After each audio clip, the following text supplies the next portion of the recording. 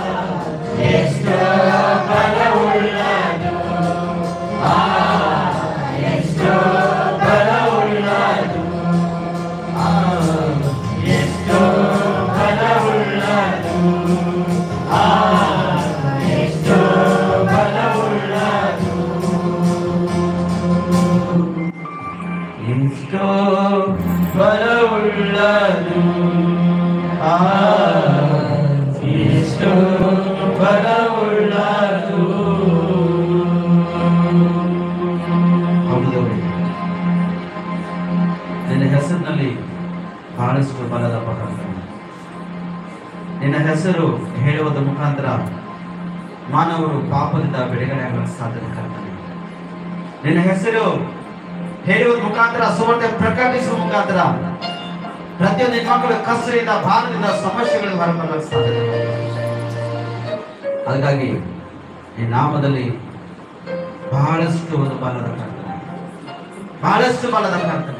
ನಿನ್ನ ಹೆಸರಿಂದ ದೈವ ಸೇವಕರಿಗೆ ಭಕ್ತರಿಗೆ ಮಾನ ಮರ್ಯಾದೆ ಗೌರವದ ಕರ್ತನೆ. ಮಣ್ಣಿಂದ ತೆಗೆದುಪಟ್ಟವರು ನಾವು ಕರ್ತನೆ. ಆದರೆ ನಿನ್ನ ಹೆಸರನ್ನು ಪ್ರಕಟಿಸುವಾಗ ಕರ್ತನೆ ಒಂದು ರಾಜ ಮಹಾರಾಜರಿಗೆ ಹೆಚ್ಚಿಗೆ ಬಲದ ಕರ್ತನೆ. ಅದಕ್ಕಾಗಿ ಸನ್ನಿಧಿ ನಾವು ಪ್ರಾರ್ಥಿಸ್ತೇವೆ ಕರ್ತನೆ. ಬಲಪಡಿಸು ದೈವ ಸೇವಕರು ನಾವು ಪ್ರಾರ್ಥಿಸ್ತೇವೆ ಕರ್ತನೆ. ನಿಮ್ಮ ಕಾರ್ಯಗಳನ್ನು ತೋರಿಸು. ಯಾವ ಸಂದೇಶಗಳನ್ನು ದೇವರೇ ಈ ನಮ್ಮ ಬೀದರ ಪಟ್ಟಣಕ್ಕನ್ನು ತೆಗೆದುಕೊಂಡು ಬಂದಿದ್ದರು ಕರ್ತನೆ. ಆ ಸಂದೇಶಗಳಿಂದ ದೇವರೇ ನಮ್ಮೆಲ್ಲರಿಗೆ ಮಾತಾಡಬೇಕಾಗ್ತದೆ. ಅವ್ರ ಬಾಯಿಗೆ ಅವ್ರ ತುಟ್ಟಿ ಅವ್ರ ನಾಲ್ಗೆಗಳದ್ದು ಕರ್ತನೆ. ವಾಕ್ಯದಟ್ಟಿ ನಮ್ಮೆಲ್ಲರಿಗೆ ಮಾತಾಡಿ ನಮ್ಮೆಲ್ಲರಿಗೆ ಸರಿಪಡಿಸ್ರಿ ಎಂಬುದನ್ನು ನಾವು ಪ್ರಾರ್ಥಿಸ್ತೇವೆ. ಹೇಗೆ ಸೇವೆ ಮಾಡಬೇಕು, ಹೇಗೆ ಸೇವೆಯಲ್ಲಿ ಮುಂದೆ ಪಾಲ್ವಾಗಿರ್ಬೇಕೆಂಬುದಾಗಿ ಅಥವಾ ಮುಂದೆ ಹೆಚ್ಚಿಡ್ಬೇಕೆಂಬುದಾಗಿ ಅದ್ಭುತವಾಗಿ ಅವರು ಪ್ರಕಟಿಸುವಂತೆ ಅವ್ರಿಗೆ ನೀವು ಮಾತಾಡೋಕ್ಕಾಗ್ತದೆ. ಅವ್ರಿಗೆ ಮಾತಾಡೋದ್ರಲ್ಲಿ ನಮ್ಮೆಲ್ಲರಿಗೂ ಅವ್ರು ಮಾತಾಡಕ್ಕೆ ಸಾಧ್ಯ ಆಗ್ತದೆ. ನಿಮ್ಮ ವಾಕ್ಯದಲ್ಲಿ ನಮ್ಮೆಲ್ಲರಿಗೆ ಮಾತಾಡಿ ನಮ್ಮೆಲ್ಲ ಸರಿಪಡಿಸಿ ಉನ್ನತ ಹೆಸರ ಬರುವಂತೆ ನೀವು ಸಹಾಯ ಮಾಡಿ ಸಹಕರಿಸ್ರಿ. ಮತ್ತು ತೆಲುಗಿನಿಂದ ಕನ್ನಡದಲ್ಲಿ ಟ್ರಾನ್ಸ್ಲೇಷನ್ ಮಾಡ್ತಕ್ಕಂಥ ಸೋದರನ ಪ್ರಾರ್ಥಿಸ್ತಾ ಅವರನ್ನು ಕೂಡ ಬಲಪಡಿಸಿ ಅದ್ಭುತವಾಗಿ ಟ್ರಾನ್ಸ್ಲೇಷನ್ ಮಾಡುವಂತೆ ನೀವು ಸಹಾಯ ಮಾಡಿ ಸಹಕರಿಸ್ರಿ. ಇದರಲ್ಲಿ ಯಾವುದು ಕೊರತೆ ಯಾವುದು ಸಮಸ್ಯೆ ಇಲ್ಲ ಸಾಧ್ಯ ಇಲ್ಲ. ನೀವು ಕಾರ್ಯ ಮಾಡ್ತೀರಿ ಎಂಬುದನ್ನು ನಾವು ಪ್ರಾರ್ಥಿಸ್ತೇವೆ. ನಿಮ್ಮ ಸಮಯದಲ್ಲಿ ಮೆಲ್ಲರಾತ್ಮ ಸೇರಿದ ದೈವ ಸೇವಕರ ಆತ್ಮನ ಹೆಸರನ್ನು ಪುಷ್ಪಕ ಅದ್ಭುತ ವಾಕ್ಯದಲ್ಲಿ ನಮ್ಮನ್ನು ಮಾತಾಡ್ತೀರಿ ಎಂಬುದಾಗಿ ನೀವು ಮಾತಾಡಿದ್ರೆ ನೀವು ಬರೋವರೆಗೆ ನಾವೆಲ್ಲರೂ ಸಿದ್ಧವಾಗಿದ್ದು ಇದರೊಟ್ಟಿಗೆ ನಡೆಯಲು ಸಾಧ್ಯತೆ ಕರ್ತನೆ. ಅದು ಸಹ ಪ್ರಾರ್ಥಿಸ್ತೇವೆ. ಬಂದಿರತಕ್ಕಂಥ ಪ್ರತಿಯೊಂದು ಭಕ್ತರಿಗೆ ವಿಶ್ವಾಸಿಗಳಿಗೆ ಮತ್ತು ದೈವ ಸೇವಕರಿಗೆ ನೀವು ಅದರಿಗೆ ಪುಷ್ಪಡ್ತೇವೆ. ಹಾಗೆ ಮಾಡಿ ಸಮನ್ವಿಸ್ತೇವೆ. ಯೇಸುವಿನಲ್ಲಿ ಪ್ರಾರ್ಥನಾ ಅವಶ್ಯಕ. Amen amen amen.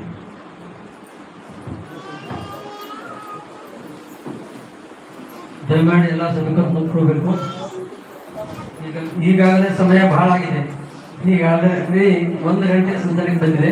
ಆದ ಕಾರಣದಿಂದ ಅಂತಂದ್ರೆ ಇವತ್ತು ಈ ಒಂದು ಕೂಟಕ್ಕೆ ಕೇಂದ್ರ ಬಿದ್ದಂತ ನವೀನ್ ರಾಜ್ ಗಾರು ಇವರಿಗೆ ಅಂತಂದ್ರೆ ನಮ್ಮ ವಿಲ್ಸನ್ ಮತ್ತೆ ಅಂತಂದ್ರೆ ಸುನೀಲ್ ಇವರು ಬಂದು ಅವರಿಗೆ ಶಾಲ್ ಮತ್ತು ಹೂವು ಮೂಲಕ ಸ್ವಾಗತ ಮಾಡಿಕೊಳ್ಬೇಕಂತ ಕೇಳಿಕೊಳ್ತೇನೆ.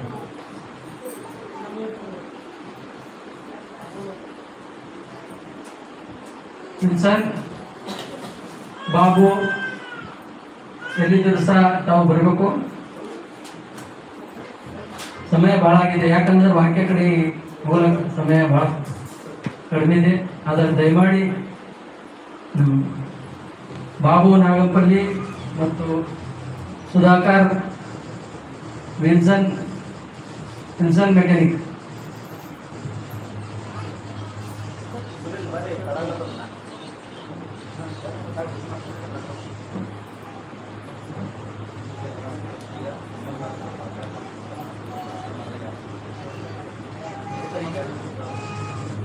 ದಯಮಾಡಿ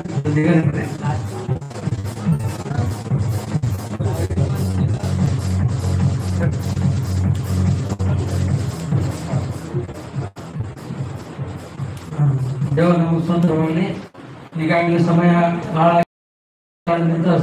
ಈ ಒಂದು ಸನ್ಮಾನ ಕಾರ್ಯಕ್ರಮ ಲಾಸ್ಟ್ ಟೈಮ್ ಮಾಡಬೇಕಂತೇಳಿ ನಿರ್ಧರಿಸಿಕೊಂಡಿದ್ದಾರೆ.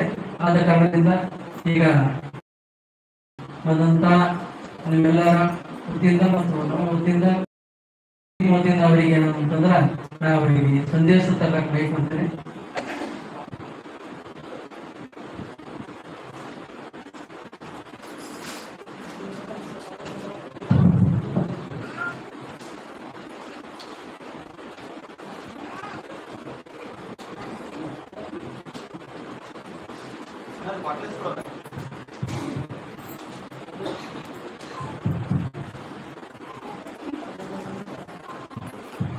దేవునికి స్తోత్రం.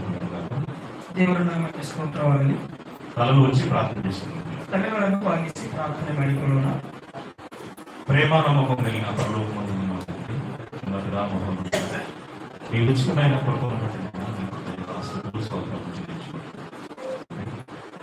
మీ నామం పెట్టబడిన బిడ్డలుగా రక్షణ భాగ్యాన్ని మమ్మల్ని ఆహ్వానించి మీ కుమారుడైన యేసుక్రీస్తు రక్తంలో మా జీవితాలను ఈ రీతిగా మమ్మల్ని సజీవులుగా వచ్చి మీ సన్నిధిలో సమకూర్చినట్టు వందనాలు చేస్తున్నాం.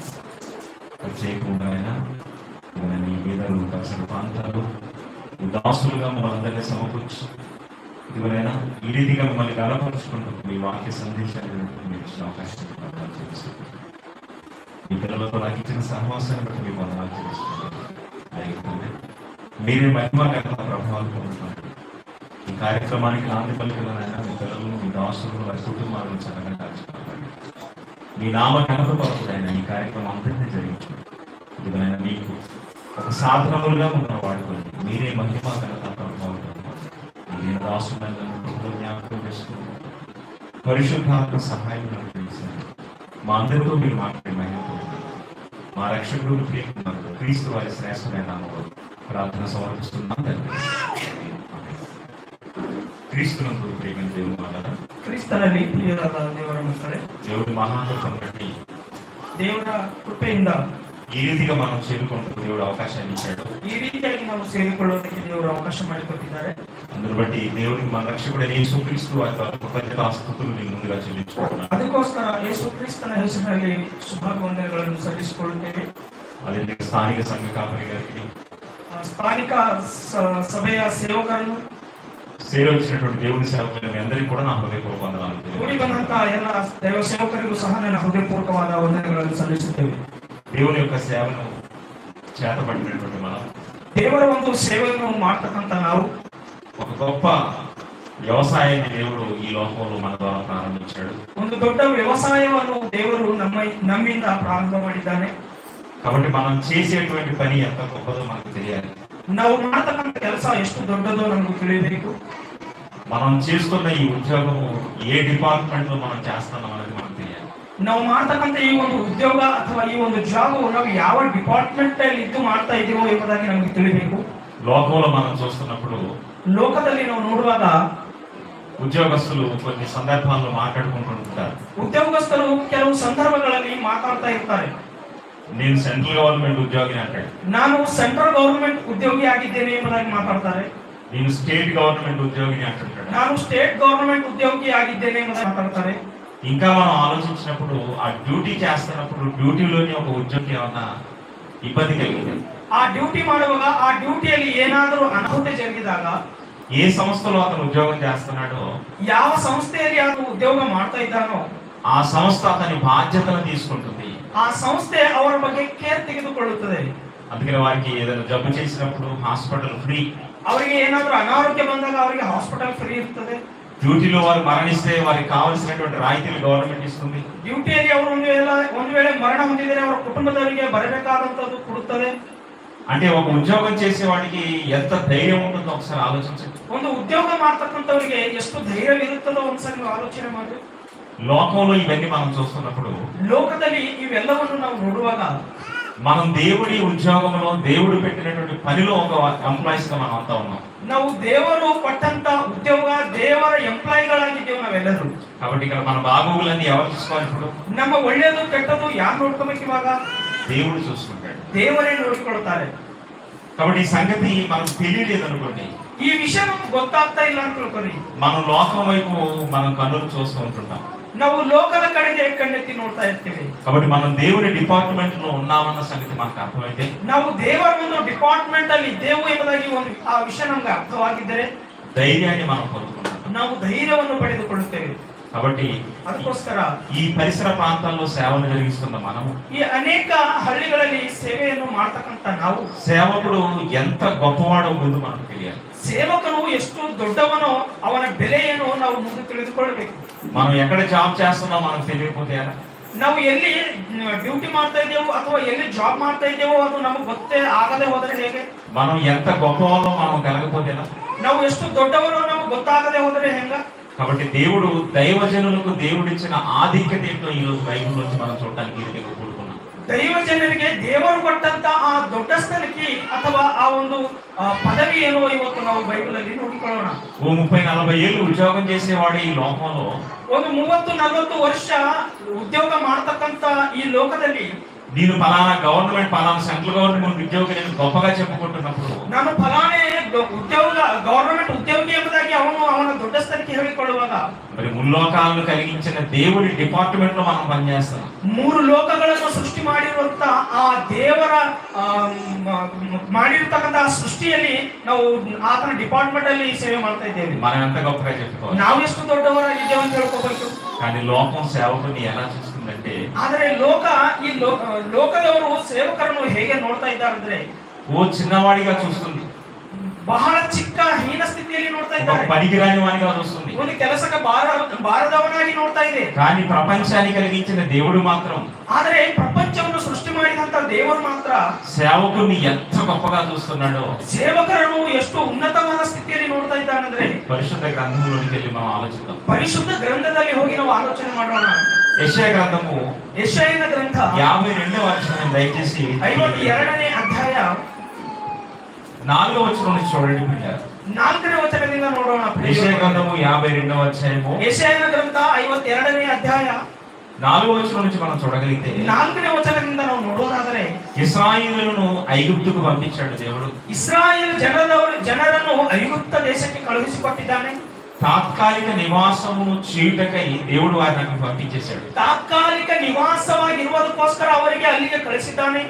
అక్కడ నుంచి మరలా ఇశ్రాయేలును కానానుకు దేవుడు తీసుకుని రావాలి. ಅಲ್ಲಿಂದ ತಿರುಗಿ ಮತ್ತೆ ಕಾನಾನು ದೇಶಕ್ಕೆ ದೇವರು ಆ ಇಸ್ರಾಯೇಲ್ ಪ್ರಜೆಗಳನ್ನು ತೆಗೆದುಕೊಂಡು ಬರಬೇಕು.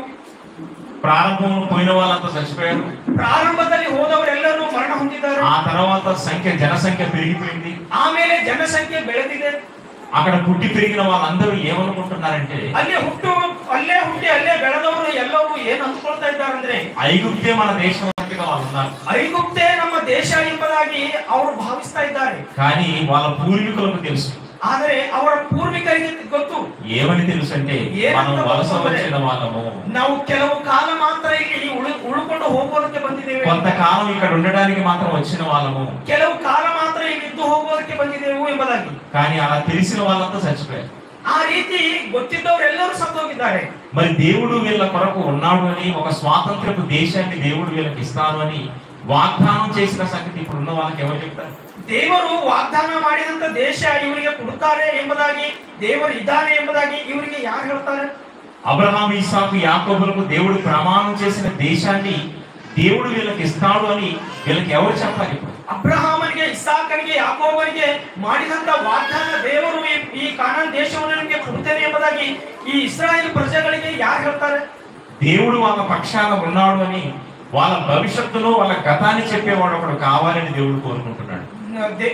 ದೇವರು ಅವರ ಭವಿಷ್ಯತನ್ನು ಅವರ ಗತ ಜೀವಿತವನ್ನು ಹೇಳೋದಕ್ಕೋಸ್ಕರ ಒಬ್ಬರನ್ನು ಆರಿಸಿಕೊಳ್ತಾನೆ.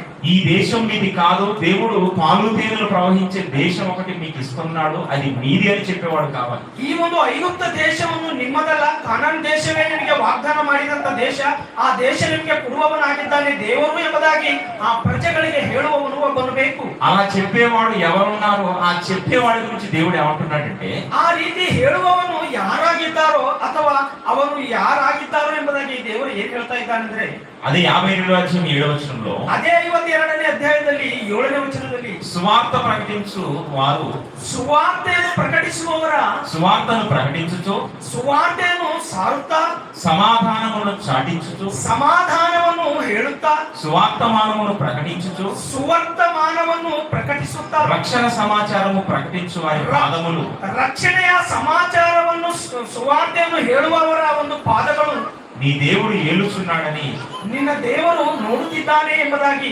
చెప్పుచున్న వారి పాదములు, ಸುವಾರ್ತೆಯನ್ನು ಹೇಳುವವನ ಪಾದಗಳು పర్వతముల మీద ఎంతో సుందరములై ಪರ್ವತದ ಮೇಲೆ ಎಷ್ಟೋ ಸುಂದರವಾಗಿ ఉన్నవి. ಇವೆ ಎಂಬುದಾಗಿ ಹೇಳ್ತಾ ಇದ್ದಾನೆ. అంటే దేవుడు మీకోసం ఉన్నాడు అని, ದೇವರು ನಿಮಗೋಸ್ಕರ ಇದ್ದಾನೆ ಎಂಬುದಾಗಿ, దేవుడు మిమ్మల్ని రక్షించబోతున్నాడు అని ದೇವರು ನಿಮ್ಮನ್ನು ರಕ್ಷಿಸುವವನಾಗಿದ್ದಾನೆ ಎಂಬುದಾಗಿ, వాళ్ళకు చెప్పేవారు ఎవరైతే ఉంటే ಅವರಿಗೆ ಹೇಳುವವರು ಯಾರಾದರೂ ಇದ್ದಾರೋ వారి పాదములు ಅವರ ಪಾದಗಳು పర్వతముల మీద సుందరములైనవి అన్నాడు. ಪರ್ವತದ ಮೇಲೆ ಸುಂದರವಾಗಿವೆ ಎಂಬುದಾಗಿ ಹೇಳ್ತಾ ಇದ್ದಾನೆ. ఎవరి పాదములు సుందరమైనవట? ಯಾರ ಪಾದಗಳು ಸುಂದರವಾಗಿವೆ? సువార్తను ప్రకటించు వారి ಸುವಾರ್ತೆಯನ್ನು ಪ್ರಕಟಿಸತಕ್ಕಂತ ಸೇವಕರ ಪಾದಗಳು సుందరములైనవి. ಸುಂದರವಾಗಿವೆ. పర్వతము అంటే ಪರ್ವತ ಅಂದರೆ ఎవరెస్ట్ ఎక్కాము, ఇదొక ఘనతని చాలా మంది చెప్పుకుంటున్నారు. ಎವರೆಸ್ಟ್ ಶಿಖರವನ್ನು ಏರಿದ್ದೇವೆ ಎಂಬುದಾಗಿ ಅನೇಕರು ಬಹಳ ದೊಡ್ಡದಾಗಿ ಹೇಳ್ಕೊಳ್ತಾ ಇದ್ದಾರೆ. ఎవరెస్ట్ శిఖరానికి గిన్నిస్ బుక్ లో పేరెక్కించుకుంటున్నారు. ಎವರೆಸ್ಟ್ ಶಿಖರವನ್ನು ಏರಿ ಗಿನ್ನಿಸ್ ಬುಕ್ಕಿನಲ್ಲಿ ಅವರ ಹೆಸರನ್ನು ನಮೂದು ಮಾಡಿಕೊಳ್ತಾ ಇದ್ದಾರೆ. అది ఎవరెస్ట్ ఒక పర్వతం అనుకుంటే, ಆ ಎವರೆಸ್ಟ್ ಶಿಖರ ಒಂದು ಪರ್ವತ ಎಂದು ఆ ఎవరెస్ట్ అనే పర్వతం మీద సేవకుని పెట్టి ఆ సేవకుని పాదాలే గొప్పగా అన్నాడు దేవుడు. ಆ ಎವರೆಸ್ಟ್ ಶಿಖರದ ಮೇಲೆ ಸೇವಕನನ್ನು ನಿಲ್ಲಿಸಿ ಅವನ ಪಾದಗಳು ಬಹಳ ಸುಂದರವಾಗಿದೆ ಅಂತ ಹೇಳ್ತಾ ಇದ್ದಾನೆ. దేవుడు సేవకుని పాదాలనే గొప్పగా అంటున్నాడంటే, ದೇವರು ಸೇವಕರನ್ನು ಪಾದವೇ ಅಷ್ಟು ಸುಂದರವಾಗಿ ವರ್ಣನೆ ಮಾಡಿದಾಗ, పాదాల నుంచి ఒక్కసారి పైకి రండి ಪಾದದಿಂದ ನೀವು ಒಂದು ಸಾರಿ ಮೇಲಕ್ಕೆ ಬರ್ರಿ అంటే ఒక సేవకుని ఎంత గొప్పగా చూపెడతాడు ప్రపంచం. ದೇವರು ಈ ಪ್ರಪಂಚಕ್ಕೆ ಒಂದು ಸೇವಕನನ್ನು ದೇವರು ಎಷ್ಟು ಸುಂದರವಾಗಿ ಎಷ್ಟು ದೊಡ್ಡವನಾಗಿ ತೋರಿಸ್ತಾ ಇದ್ದಾನೆ. ఇదే సందర్భాన్ని పౌలు గారు రోమీయులకు రాస్తూ ಇದೇ ಸಂದರ್ಭವನ್ನು ಪೌಲನು ರೋಮಾಪುರದವರಿಗೆ ಬರೆದ 10వ ಪತ್ರಿಕೆಯಲ್ಲಿ అధ్యాయంలో 10ನೇ ಅಧ್ಯಾಯದಲ್ಲಿ 13వ వచనం నుంచి మీరు చూడగలిగితే, 13ನೇ ವಚನದಿಂದ ನಾವು ನೋಡುವುದಾದರೆ ಪ್ರಿಯ ದೇವರ ಮಕ್ಕಳೇ, ప్రభువు నామమున నుండి ప్రార్థన చేయవాడెవడో ದೇವರ ಹೆಸರಿನಲ್ಲಿ ಪ್ರಾರ್ಥನೆ ಮಾಡುವವನೇ వాడు రక్షింపబడును. ಅವನು ರಕ್ಷಣೆ ಹೊಂದುವವನು. వారు విశ్వసింపవానికి ఎట్లు ప్రార్థన చేస్తారు? ಆತನನ್ನು ವಿಶ್ವಾಸ ಮಾಡುವವನಿಗೆ ನಾವು ಯಾಕೆ ಪ್ರಾರ್ಥನೆ ಮಾಡುತ್ತೇವೆ అంటూ ಅಂತ ఇది ఎవడైనా వినని వానికి ఎట్లు ప్రార్థన చేస్తారు? ಕೇಳದವನಿಗೆ ಯಾರಾದರೂ ಪ್ರಾರ್ಥನೆ ಮಾಡುತ್ತಾರಾ? ప్రకటించువాడు లేకుండా వారు ఎట్లా వింటారు?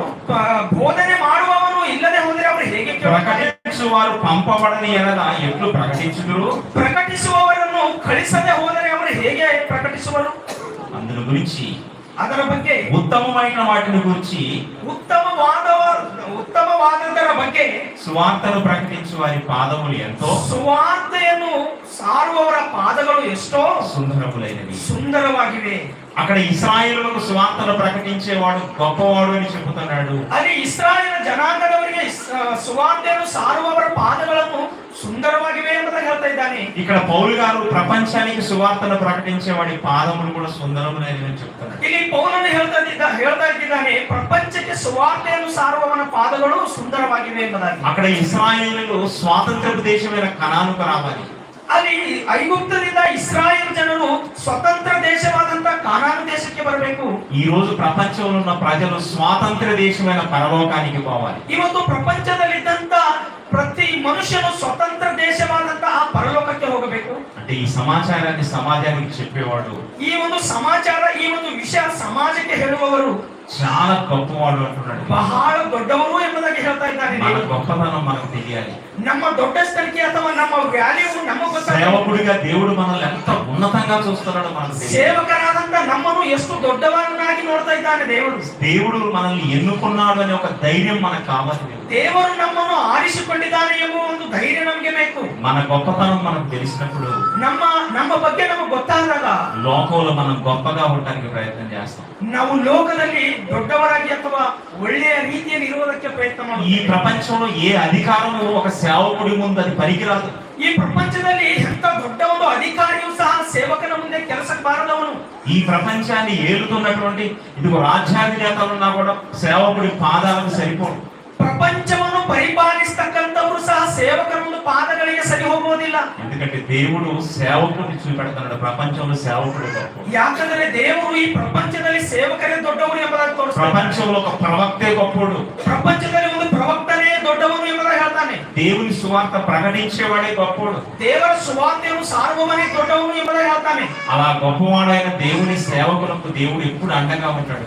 ಅಂತ ಒಂದು ದೊಡ್ಡವರಾದಂತ ಸೇವಕರಿಗೆ ದೇವರು ಯಾವತ್ತೂ ಆತನ ಹಿಂದೆ ಇರುತ್ತಾನೆ. ಪ್ರಿಯರ ಮಕ್ಕಳು, పరిశుద్ధ గ్రంథంలోనికి మనం చూడగలిగితే ಪರಿಶುದ್ಧವಾದ ಗ್ರಂಥದಲ್ಲಿ ನಾವು ಹೋಗಿ రాజుల రెండవ గ్రంథము 2ನೇ ಅರಸುಗಳು మొదటి అధ్యాయం 1ನೇ ಅಧ್ಯಾಯ 9వ వచనం నుంచి మీరు జాగ్రత్తగా చూడగలిగితే 9ನೇ ವಚನದಲ್ಲಿ ನಾವು ಚೆನ್ನಾಗಿ ನೋಡುವುದಾದ್ರೆ ఇక్కడ ఏలియా గారు ಇಲ್ಲಿ ಏಲಿಯನು ప్రవక్తగా ఉన్నారు. ಪ್ರವಕ್ತನಾಗಿದ್ದಾನೆ. ಅಹಜ್ಯ ఇశ్రాయేలు మీద రాజుగా ఉన్నాడు. ಇಸ್ರಾಯೇಲರ ಮೇಲೆ ರಾಜನಾಗಿದ್ದಾನೆ. ఇక్కడ సందర్భం ఏంటంటే ప్రియులారా, ಇಲ್ಲಿ ಸಂದರ್ಭ ಏನು ಅಂದರೆ ఒక రోజు అహజ్య ಒಂದು ದಿವಸ ಅಹಜ್ಯ తన మేడగది కిటికీలో నుంచి కింద పడి ಆತನು ಮನೆ ಮೇಲಿಂದ ಆತನು ಕಿಟಕಿಯಿಂದ ಕೆಳಗೆ ಬಿದ್ದು ఆరోగ్యం చెడిపోయింది. ಆತನ ಒಂದು ಆರೋಗ್ಯ ಕೆಟ್ಟು ಹೋಗಿದೆ. రోగం బారిన పడ్డాడు. ಆತನಿಗೆ ಒಂದು ರೋಗ ಬಂದಿದೆ. ఆ కిటికీ మీద నుంచి ఎప్పుడైతే కింద పడ్డాడో ಆ ಕಿಟಕಿ ಒಳಗಿಂದ ಯಾವಾಗಾದ್ರೂ ಆತನಿಗೆ అనారోగ్యం పాలయ్యాడు. ಅವಾಗ ಅನಾರೋಗ್ಯ ಬಂದಿದೆ. అప్పుడు ఏం చేశాడంటే ಅವಾಗ ಏನು ಮಾಡಿದ್ದಾನಂದ್ರೆ ఇశ్రాయేలు ఉన్న ప్రవక్తను మర్చిపోయాడు.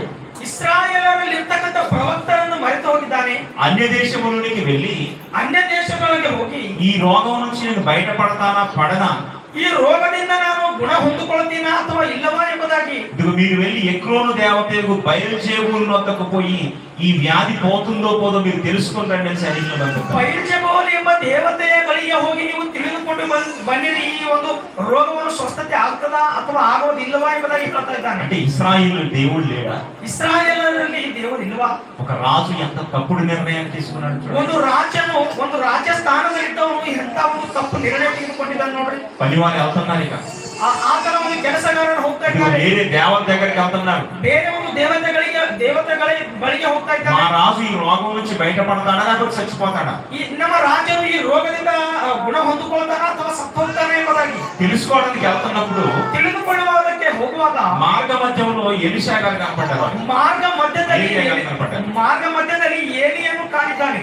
ఇదిగో యెహోవా 3వ వచనం 3ನೇ ವಚನದಿಂದ తిష్బీడని ఏలియాతో ఇలా సెలవిచ్చును, ತಿಷ್ಬೀಯನಾದ ಏಲಿಯನಿಗೆ ಈ ರೀತಿ ಹೇಳಿದ್ದಾನೆ, నీవు లేచి సోమరోను రాజు పంపిన దూతలను ఎదుర్కొనబోయి ನೀನು ಹೋಗಿ ಸೋಮರನು ರಾಜನು ಕಳಿಸಿದಂತ ಆ ದೂತರನ್ನು ಎದುರುಗೊಳ್ಳುವುದಕ್ಕೆ ಹೋಗಿ ఇశ్రాయేలులో దేవుడు లేడనుకొని ಇಸ್ರಾಯೇಲರಲ್ಲಿ ದೇವರು ಇಲ್ಲ ಎಂದುಕೊಂಡು ఎక్రోను దేవత అయిన బయలుజేబునకు ಎಕ್ರೋನನ ದೇವತೆಯಾದಂತ ಬೈಲ್ಜೋವನಿಗೆ నువ్వు విచారించబోతున్నావా? ನೀವು ಕೇಳುವುದಕ್ಕೆ ಹೋಗ್ತಾ ಇದ್ದೀರಾ? దేవుడు సెలవిచ్చినది ఏమనగా, ದೇವರು ಹೇಳುವುದು ಏನೆಂದರೆ నీ వెక్కిన మంచం మీద నుంచి దిగకుండా నువ్వు చస్తావు.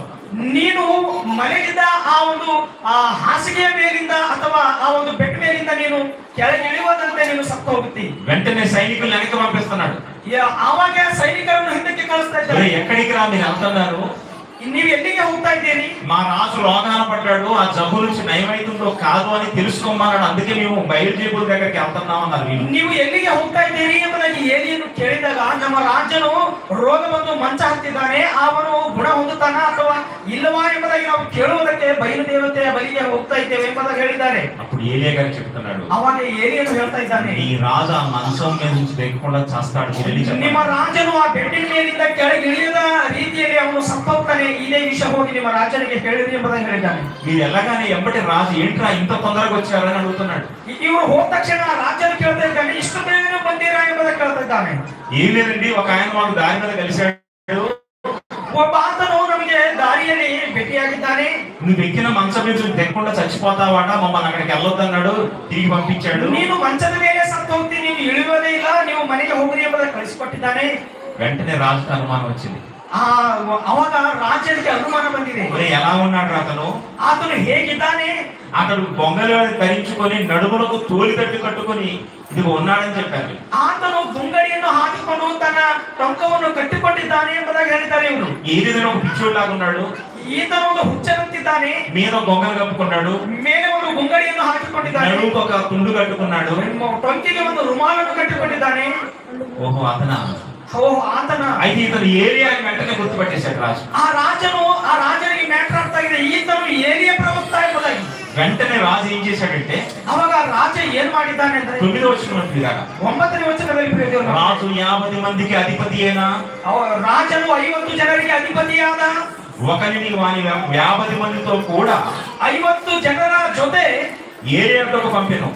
ಏಲಿಯನ ಹತ್ತಿರಕ್ಕೆ ಕಳಿಸಿದನು. అతడు కొండ మీద కూర్చుని ఉండగా ಆತನು ಬೆಟ್ಟದ ಮೇಲೆ ಕುಳಿತಿರುವಾಗ అధిపతి ఎక్కి ಆ ಅಧಿಪತಿಯನ್ನು ಏರಿ అతని సమీపమునకు పోయి ಆತನ ಸಮೀಪಕ್ಕೆ ಹೋಗಿ, దైవజనుడా, ದೈವಜನನೇ, నీవు దిగి రావాలని ನೀನು ಇಳಿದು ಬರಬೇಕು ಎಂಬುದಾಗಿ రాజు ఆజ్ఞాపించుచున్నాడు.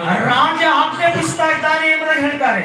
రాజు పంపించాడు. ఒక 50 మందికి అధిపతిగా ఉండమని 50 మంది కూడా పంపించాడు. నువ్వు వెళ్ళి పిలుచుకురాలని. 50 ಜನರ ಮೇಲೆ ಅಧಿಪತಿಯಾಗಿದ್ದವನನ್ನು 50 ಜನರನ್ನು ಕೊಟ್ಟು ಕಳಿಸಿದ್ದಾನೆ. ಅವನನ್ನು ತೆಗೆದುಕೊಂಡು ಬರ್ರಿ ಎಂಬುದಾಗಿ, ಕರೆದುಕೊಂಡು ಬರ್ರಿ ಎಂಬುದಾಗಿ. ఎవరిని పిలుచుకురమంటున్నాడు? ಯಾರನ್ನು ಕರೆದುಕೊಂಡು ಬರ್ರಿ ಎಂಬುದಾಗಿ ಹೇಳ್ತಾ ಇದ್ದಾನೆ. ఇప్పుడు మన దగ్గర మనకు ముఖ్యమంత్రి నుంచి పిలుపు వచ్చింది అనుకోండి, వెళ్తాం అసలు?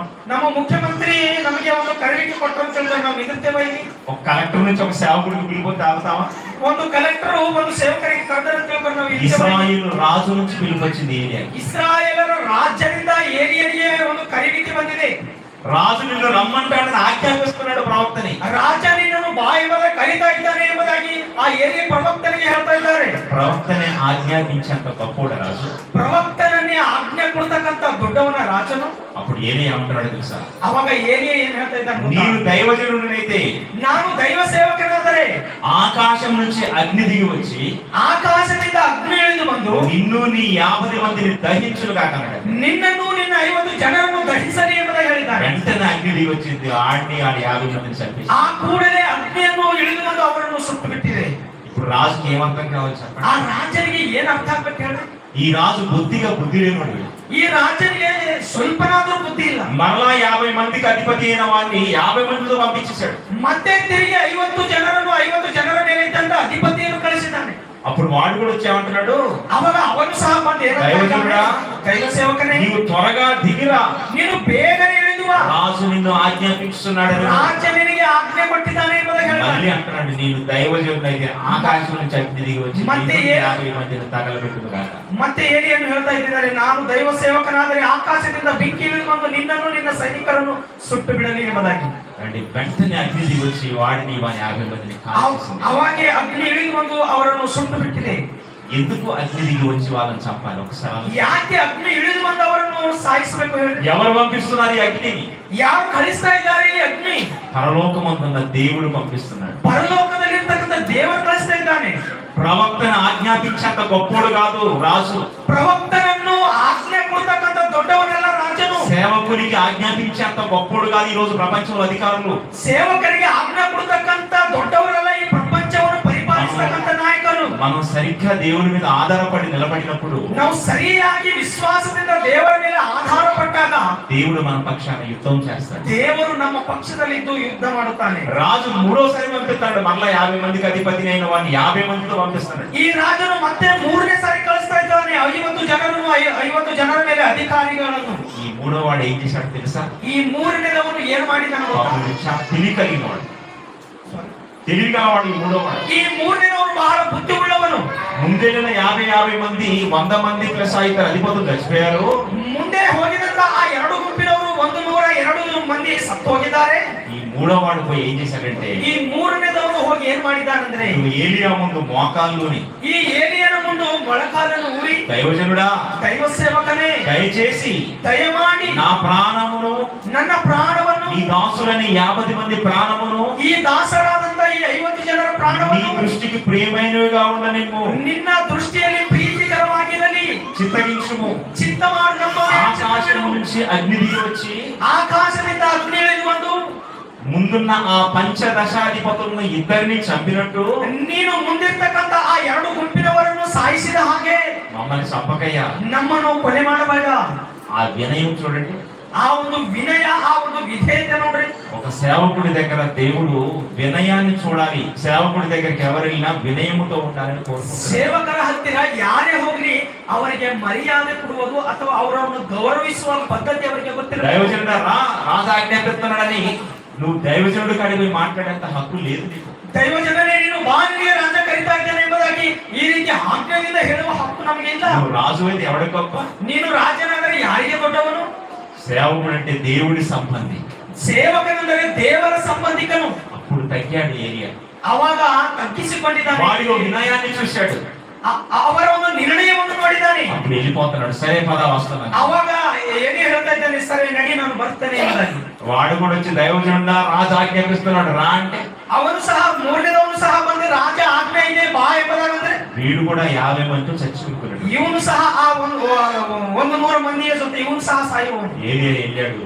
ಏಲಿಯಾ ಹೋಗಿದ್ದಾನೆ. ఆహాజ్యతో చెప్తున్నాడు, ಆಹಾಜ್ಯನ ಬಗ್ಗೆ ಹೇಳ್ತಾ ಇದ್ದಾನೆ, ఈ మంచం మీద నువ్వు చచ్చిపోతావు అన్నాడు. ಈ ಮಂಚದ ಮೇಲೆ ನೀನು ಸತ್ತೋಗ್ತಿ ಎಂಬುದಾಗಿ ಹೇಳ್ತಾನೆ. అన్నట్టుగానే ఆహాజ్య చచ్చిపోయాడు. ಅಂದ ಹಾಗೆ ಆ ಅಹಜ್ಯ ಎಂಬ ರಾಜನು ಸತ್ತೋಗಿದ್ದಾನೆ. ఇది ఎందుకు చెప్పారంటే ప్రియులారా, ಇದು ಯಾಕೆ ಹೇಳಿದ್ದಾನೆ ಎಂಬುದಾಗಿ ನಾವು ಆಲೋಚನೆ ಮಾಡೋದಾದ್ರೆ దైవజనుడు ఎంత గొప్పవాడో తెలియడం కోసం, ದೈವ ಸೇವಕರು ಎಷ್ಟು ದೊಡ್ಡವರು ಎಂಬುದಾಗಿ ತಿಳಿಸುವುದಕ್ಕೋಸ್ಕರ, దైవదాసుని పక్షాన దేవుడు యుద్ధం చేస్తాడని మనం తెలియడం కోసం, ದೈವ ಸೇವಕರ ಹಿಂದೆ ಇದ್ದುಕೊಂಡು ದೇವರು ಯುದ್ಧ ಮಾಡುತ್ತಾನೆ ಎಂಬುದಾಗಿ ತಿಳಿಸುವುದಕ್ಕೋಸ್ಕರ, ఏ అధికారి దగ్గర కూడా మన మీద తల వంచవలసిన అవసరం ನಾವು లేదు. ಯಾವ ಅಧಿಕಾರಿಗಳ ಹತ್ತಿರಕ್ಕೆ ಹೋಗಿ ನಾವು ತಲೆ ಬಗ್ಗಿಸುವಂತ ಅವಶ್ಯಕತೆ ಇಲ್ಲ. దేవుడి పక్షాన హెచ్చరించగలిగే ధైర్యం కలిగిన వాడు సేవ. ದೇವರ ಪಕ್ಷದಲ್ಲಿ ನಿಂತುಕೊಂಡು ನಾವು ಅನೇಕರಿಗೆ ಎಚ್ಚರಿಕೆ ಕೊಡ್ತಕ್ಕಂತ ದೈವ ಸೇವಕರಾಗಿದ್ದೇವೆ. ప్రపంచాన్ని గద్దించగలిగిన వాడు దైవ సేవకుడు. ಪ್ರಪಂಚವನ್ನು ಗದ್ದಿಸ್ತಕ್ಕಂತವನು ಆಗಿದ್ದಾನೆ ದೈವ ಸೇವಕನು. ప్రపంచం అధికారం దగ్గర తల ఒకేవాడు కాదు సేవకుడు. ಪ್ರಪಂಚದ ಹತ್ತಿರ, ಪ್ರಪಂಚದ ಅಧಿಕಾರಿಗಳ ಹತ್ತಿರ ತಲೆಬಾಗಿಸುವವನಲ್ಲ ದೈವ ಸೇವಕನು. అది మన గొప్పతనం మనకు తెలియాలి. ಅದು ನಮ್ಮ ದೊಡ್ಡ ಸ್ಥಳಕ್ಕೆ, ನಮ್ಮ ವ್ಯಾಲ್ಯೂ ನಮಗೆ ತಿಳಿಬೇಕು ಪ್ರಿಯ ದೇವರ ಮಕ್ಕಳೇ. ఎప్పుడు దేవుడు మన పక్షాన ఉంటాడు పిల్లల.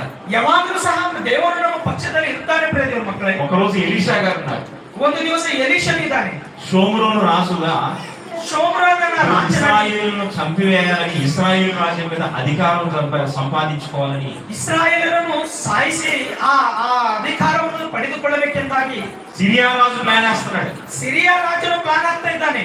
సిరియా రాజు తన యొక్క ఇంట్లో కూర్చుని ಆ ಸಿರಿಯಾ ರಾಜನ ಒಂದು ಮನೆಯಲ್ಲಿ ಕುಳಿತುಕೊಂಡು ఇశ్రాయేలు రాజ్యం నాశనం చేయడానికి ప్రణాళికలు వేస్తాడు. ಇಸ್ರಾಯೇಲ್ ರಾಜ್ಯವನ್ನು ನಾಶನ ಮಾಡುವುದಕ್ಕಾಗಿ ಪ್ಲಾನ್ ಹಾಕುವಾಗ ఎంత ప్లాన్ వేసినా కూడా ಎಷ್ಟು ಅವರು ಆಲೋಚನೆ ಮಾಡಿ ಪ್ಲಾನ್ ಹಾಕಿದರೂ ಕೂಡ ఆ ప్లాన్ లో విఫలమైపోతున్నాడు. ಆ ಪ್ಲಾನ್ ಅಲ್ಲಿ ಫೇಲ್ ಆಗ್ತಾ ಇದ್ದಾರೆ.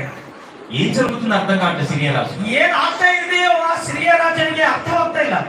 నేనేసే ప్రతి ప్లాన్ ఇశ్రాయేలుకు తెలుస్తుంది. ನಾವು ಹಾಕುವ ಪ್ರತಿ ಪ್ಲಾನು ಇಸ್ರಾಯೇಲವರಿಗೆ ತಿಳಿತಾ ಇದೆ. నా దేశంలోనే ఎవడో ఉన్నాడు, ನಮ್ಮ ದೇಶದಲ್ಲೇ ಯಾವನೋ ಅವನಿದ್ದಾನೆ, వాళ్ళ పక్షాన ఎవడో ఉన్నాడు నా పక్కన.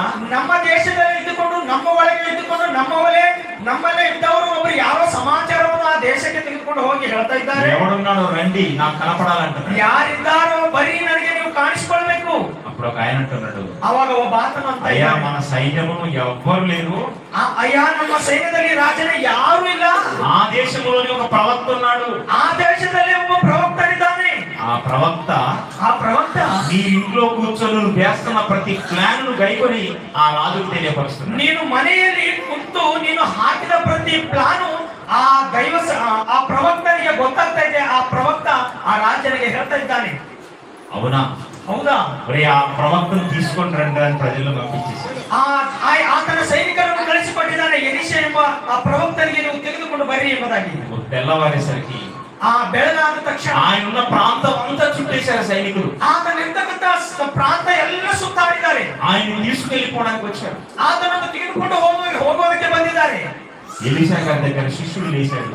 ಎಲೀಷನ ಹತ್ತಿರ ಶಿಷ್ಯನು ಎದ್ದಿದ್ದಾನೆ. ఒక్కసారి ఆ కొండ మీద నుంచి చూడగానే ಒಂದು ಸಾರಿ ಆ ಬೆಟ್ಟದಿಂದ ಆತನು ನೋಡುವಾಗ చుట్టూ ఉన్న సిరియా సైన్యాన్ని నుంచి భయపడిపోయాడు. ಅವರ ಸುತ್ತಲೂ ಇದ್ದಂತ ಆ ಸಿರಿಯಾ ಸೈನ್ಯವನ್ನು ನೋಡಿ ಭಯಪಟ್ಟಿದ್ದಾನೆ. దైవజనుడా, ದೈವ ಸೇವಕರೇ, పని అయిపోయింది, ನಮ್ಮ ಕೆಲಸ మనం ಆಗೋಯ್ತು, చచ్చిపోతాం, ನಾವು ಸತ್ತು ಹೋಗುತ್ತೇವೆ. నువ్వు మన అందరూ చుట్టుముట్టారు, ನಮಗೆ ಎಲ್ಲರೂ ಸುತ್ತಾಡಿದ್ದಾರೆ, ఇదిగో ಸುತ್ತಾಡಿದ್ದಾರೆ. మనం ఇద్దరమే ఉన్నాము, ನಾವಿಬ್ಬರೇ ಇದ್ದೇವೆ, మనం చచ్చిపోతాము. ನಾವು ಸತ್ತು ಹೋಗುತ್ತೇವೆ. అప్పుడు ఎలీషా అంటున్నాడు, ಆವಾಗ ಎಲೀಷ ಹೇಳ್ತಾ "ఒరేయ్, ಇದ್ದಾನೆ, మన పక్షమున ఉన్నవారు ನಮ್ಮ ಹಿಂದಗಡೆ ಅಥವಾ ನಮ್ಮ ಪಕ್ಷದಲ್ಲಿದ್ದವರು వారికంటే గొప్పవారు." ಅವರಿಗಿಂತ ದೊಡ್ಡವರು. రాజుల 2వ గ్రంథము 2ನೇ ಅರಸುಗಳು 6వ అధ్యాయం పిల్లలు 6ನೇ ಅಧ್ಯಾಯ ಪ್ರಿಯ ಮಕ್ಕಳೇ, పరిశుద్ధ గ్రంథంలో చూడగలిగితే ಪರಿಶುದ್ಧ ಗ್ರಂಥದಲ್ಲಿ 2ನೇ ಅರಸುಗಳು 16వ వచనంలో 16ನೇ ವಚನದಲ್ಲಿ ఎలీషా అంటున్నాడు, ಎಲೀಷನು ಹೇಳ್ತಾ ಇದ್ದಾನೆ, భయపడవద్దు, ನೀನು ಭಯಪಡಬೇಡ, మన పక్షమున ఉన్నవారు ನಮ್ಮ ಪಕ್ಷದಲ್ಲಿ ಇದ್ದವರು వారికంటే అధికులై ఉన్నారని ಅವರಿಗಿಂತ ಹೆಚ್ಚಿನ ಸಂಖ್ಯೆಯಲ್ಲಿದ್ದಾರೆ ಎಂಬುದಾಗಿ వాడితో చెప్పారు. ಅವನ ಜೊತೆ ಹೇಳಿದ್ದಾನೆ. మరి వీళ్ళు కనపడట్లేదు, ಆದರೆ ಅವರಿಗೆ ಕಾಣಿಸ್ತಾ ಇಲ್ಲ.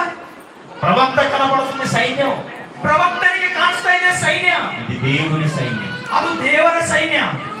శిష్యుడికి అర్థం కావట్లేదు, ಆದರೆ ಶಿಷ್ಯನಿಗೆ ಅರ್ಥ ಆಗ್ತಾ ಇಲ್ಲ. మనం ఇద్దరే ఉన్నాం కదా అని వీడంటున్నాడు. ನಾವಿಬ್ಬರೇ ಇದ್ದೇವಲ್ಲಪ್ಪ ಅಂತ ಹೇಳಿ మన పక్షాన ఉన్నవారు వాళ్ళకంటే ಅರೆ ನಮ್ಮ ಹಿಂದಗಡೆ ಇರ್ತಕ್ಕಂಥ ನಮ್ಮ ಪಕ್ಷದಲ್ಲಿದ್ದವರು ಅವರಕ್ಕಿಂತ ದೊಡ್ಡವರಾಗಿದ್ದಾರೆ. ఎక్కువ మంది ఉన్నారు. ಅವರ ಸಂಖ್ಯೆಗಿಂತ ಹೆಚ್ಚಿನ మనకేం ಸಂಖ್ಯೆ కాదు. ನಮಗೇನಾಗುವುದಿಲ್ಲ. ఒక సేవకుడు ಒಂದು ಸೇವಕನು కనబడని దేవుని శక్తి మీద ఆధారపడాలి. ಕಣ್ಣಿಗೆ ಕಾಣಲಾರದಂತ ದೇವರ ಶಕ್ತಿಯ ಮೇಲೆ ಆಧಾರ అది ಪಡಿಬೇಕು. మన మనోనేత్రముతో చూడాలి. ನಮ್ಮ ಮನೋನೇತ್ರಗಳಿಂದ ನೋಡಬೇಕು. కనబడే వాటి మీద మనం ఎప్పుడు మన మనసు పెట్టదు ప్రియులారా. ನಮ್ಮ ಕಣ್ಣಿಗೆ ಕಾಣಿಸ್ತಕ್ಕಂಥದರ ಮೇಲೆ ನಾವು ಯಾವತ್ತೂ ಮನಸ್ಸಿಡಬಾರದು ಪ್ರಿಯ ದೇವರ ಮಕ್ಕಳೇ. దేవుని శక్తి అదృశ్యముగా ದೇವರ ಶಕ್ತಿ ನಮ್ಮ ಕಣ್ಣಿಗೆ ಕಾಣಲಾರದಂತ మనల్ని ರೀತಿಯಲ್ಲಿ అంటి పెట్టుకొని ఉంటుంది. ನಮ್ಮ ಜೊತೆಯಲ್ಲೇ ಇರುತ್ತೆ. దేవుడి కృప ఎప్పుడు మనకు తోడుగా ఉంటుంది. ದೇವರ ಕೃಪೆ ಯಾವಾಗ್ಲೂ ನಮ್ಮ ಜೊತೆನೇ ಇರುತ್ತೆ. మనం ఎంత గొప్ప వాళ్ళో మనం, ನಾವು ಎಷ್ಟು ದೊಡ್ಡವರು ನಮಗೆ ಗೊತ್ತಾಗಬೇಕು. కానీ మనం చేస్తున్న ఈ ఉద్యోగం ನಾವು ಮಾಡ್ತಕ್ಕಂಥ ಈ ಒಂದು ಜಾಬ್ ಅಥವಾ ಈ ಉದ್ಯೋಗ నమ్మకంగా ఉండాలి. ನಮ್ಮಕವಾಗಿ ನಾವು ಮಾಡಬೇಕು. ఒక ఉద్యోగంలో నమ్మకంగా ఉండకపోతే ಒಂದು ಉದ್ಯೋಗ ಮಾಡುವಾಗ ನಾವು ನಂಬಿಕೆಯಿಂದ ಇರದೆ ಹೋದ್ರೆ దేశ సరిహద్దుల్లో సైన్యం ఉంటుంది. ದೇಶದ ಸರಿಹದ್ದಿನಲ್ಲಿ ಸೈನ್ಯ ಇದೆ. దేశ భద్రత కోసము ದೇಶದ ಒಂದು ಭದ್ರತೆಗೋಸ್ಕರ ఇదిగో శాస్త్రవేత్తలు తయారు చేస్తున్నటువంటి యుద్ధ సామగ్రి ఉంటది. ಸೈಂಟಿಸ್ಟ್ ತಯಾರು ಮಾಡಿದಂತ ಯುದ್ಧ ಸಾಮಗ್ರಿಗಳು ಇರುತ್ತವೆ. ఇదిగో ఈ రహస్యాలను శత్రు దేశం తెలుసుకోవడానికి వారు ప్రయత్నిస్తారంట. ಈ ಒಂದು ರಹಸ್ಯ ಶತ್ರು ದೇಶದವರು ತಿಳಿದುಕೊಳ್ಳುವುದಕ್ಕೆ ಪ್ರಯತ್ನ ಮಾಡ್ತಾ ಇರ್ತಾರೆ. వాళ్ళు ఎన్ని రకాల ప్రయత్నాలు చేస్తారో తెలుసా? ಅವರು ಎಷ್ಟು ರಕವಾದ ಪ್ರಯತ್ನ ಮಾಡ್ತಾರೆ ಗೊತ್ತಾ? భారతదేశపు సైన్యము, ಭಾರತ ದೇಶದ ಸೈನ್ಯವು వారి దగ్గర ఉన్న అన్యాయుధాల గురించి ಅವರ ಬಲ್ಲಿರ್ತಕ್ಕಂಥ ಎಲ್ಲಾ ಆಯುಧಗಳ ಬಗ್ಗೆ మనకి ఎలా తెలుస్తుంది? ನಮಗೆ ಹೇಗೆ ಗೊತ್ತಾಗುತ್ತದೆ? ఎలా తెలుసుకోవాలని ప్రయత్నం చేసి ಹೇಗೆ ಗೊತ್ತು ಮಾಡಿಕೊಳ್ಳಬೇಕು ಎಂಬುದಾಗಿ ಪ್ರಯತ್ನ ಮಾಡಿ ఆన్లైన్ లో ఫేస్బుక్ లో ಆನ್ಲೈನ್ ನಲ್ಲಿ ಫೇಸ್ಬುಕ್ ಅಲ್ಲಿ వాళ్ళ దేశపు అమ్మాయిలను, ಅವರ ದೇಶದ ಒಂದು ಹೆಣ್ಣು ಮಕ್ಕಳನ್ನು ఈ దేశపు సైనికులకు చిన్నగా పరిచయం చేసుకుంటున్నారు. ಈ ದೇಶದ ಸೈನಿಕರ ಜೊತೆ ಅವರು ಪರಿಚಯ ಮಾಡ್ತಾರೆ. ఇదిగో ప్రేమిస్తున్నామంటూ బోటకాలు చెప్తున్నారు. ಪ್ರೀತಿ ಮಾಡ್ತಾ ಇದ್ದೇನೆ ಎಂಬ ಮಾಯ ಮಾತುಗಳು ಹೇಳ್ತಾರೆ. కొన్ని నెలల పాటు ఇలా చేసి ಕೆಲವು ತಿಂಗಳು ಅಥವಾ ಕೆಲವು ವರ್ಷಗಳು ಈ ರೀತಿ ಮಾಡಿ నెమ్మదిగా నమ్మించి ಅವರನ್ನು ನಂಬಿಸಿ ఇదిగో మన దేశపు రహస్యాలను తెలుసుకుంటున్నారు. ನಮ್ಮ ದೇಶದ ರಹಸ್ಯವನ್ನು ತಿಳಿದುಕೊಳ್ತಾರೆ. మన దేశపు వాళ్ళు కూడా మళ్ళా ನಮ್ಮ ದೇಶದವರು ಸಹ ಅಧಿಕಾರಿಗಳು ఇదిగో ఎలా ఈ రహస్యం బయటికి వెళ్ళిందని తెలుసుకొని ಈ ರಹಸ್ಯವನ್ನು ಹೇಗೆ ಹೊರಗೆ ಹೋಗಿದೆ ಎಂಬುದಾಗಿ సైన్యంలో ఉన్న మనవారినే మన వాళ్ళు అరెస్ట్ చేస్తున్నారు. ಸೈನ್ಯದಲ್ಲಿರ್ತಕ್ಕಂಥ ನಮ್ಮವರು ಅರೆಸ್ಟ್ ಮಾಡ್ತಾ ಇದ್ದಾರೆ. ಅಂದ್ರೆ మనం చేసే ఉద్యోగంలో ನಾವು ಮಾಡ್ತಕ್ಕಂಥ ಉದ್ಯೋಗದಲ್ಲಿ ದುಷ್ಟುಡು కూడా మన మనసును మళ్ళిస్తాడు. ನಾವು ಮಾಡ್ತಕ್ಕಂಥ ಉದ್ಯೋಗದಲ್ಲಿ ನಾವು ಮಾಡ್ತಕ್ಕಂಥ ಸೇವೆಯಲ್ಲಿ ದುಷ್ಟನಾದ ಸೈತಾನನು ಸಹ ನಮ್ಮ ಆಲೋಚನೆಯನ್ನು ಬದಲಾವಣೆಗೊಳಿಸುತ್ತಾನೆ.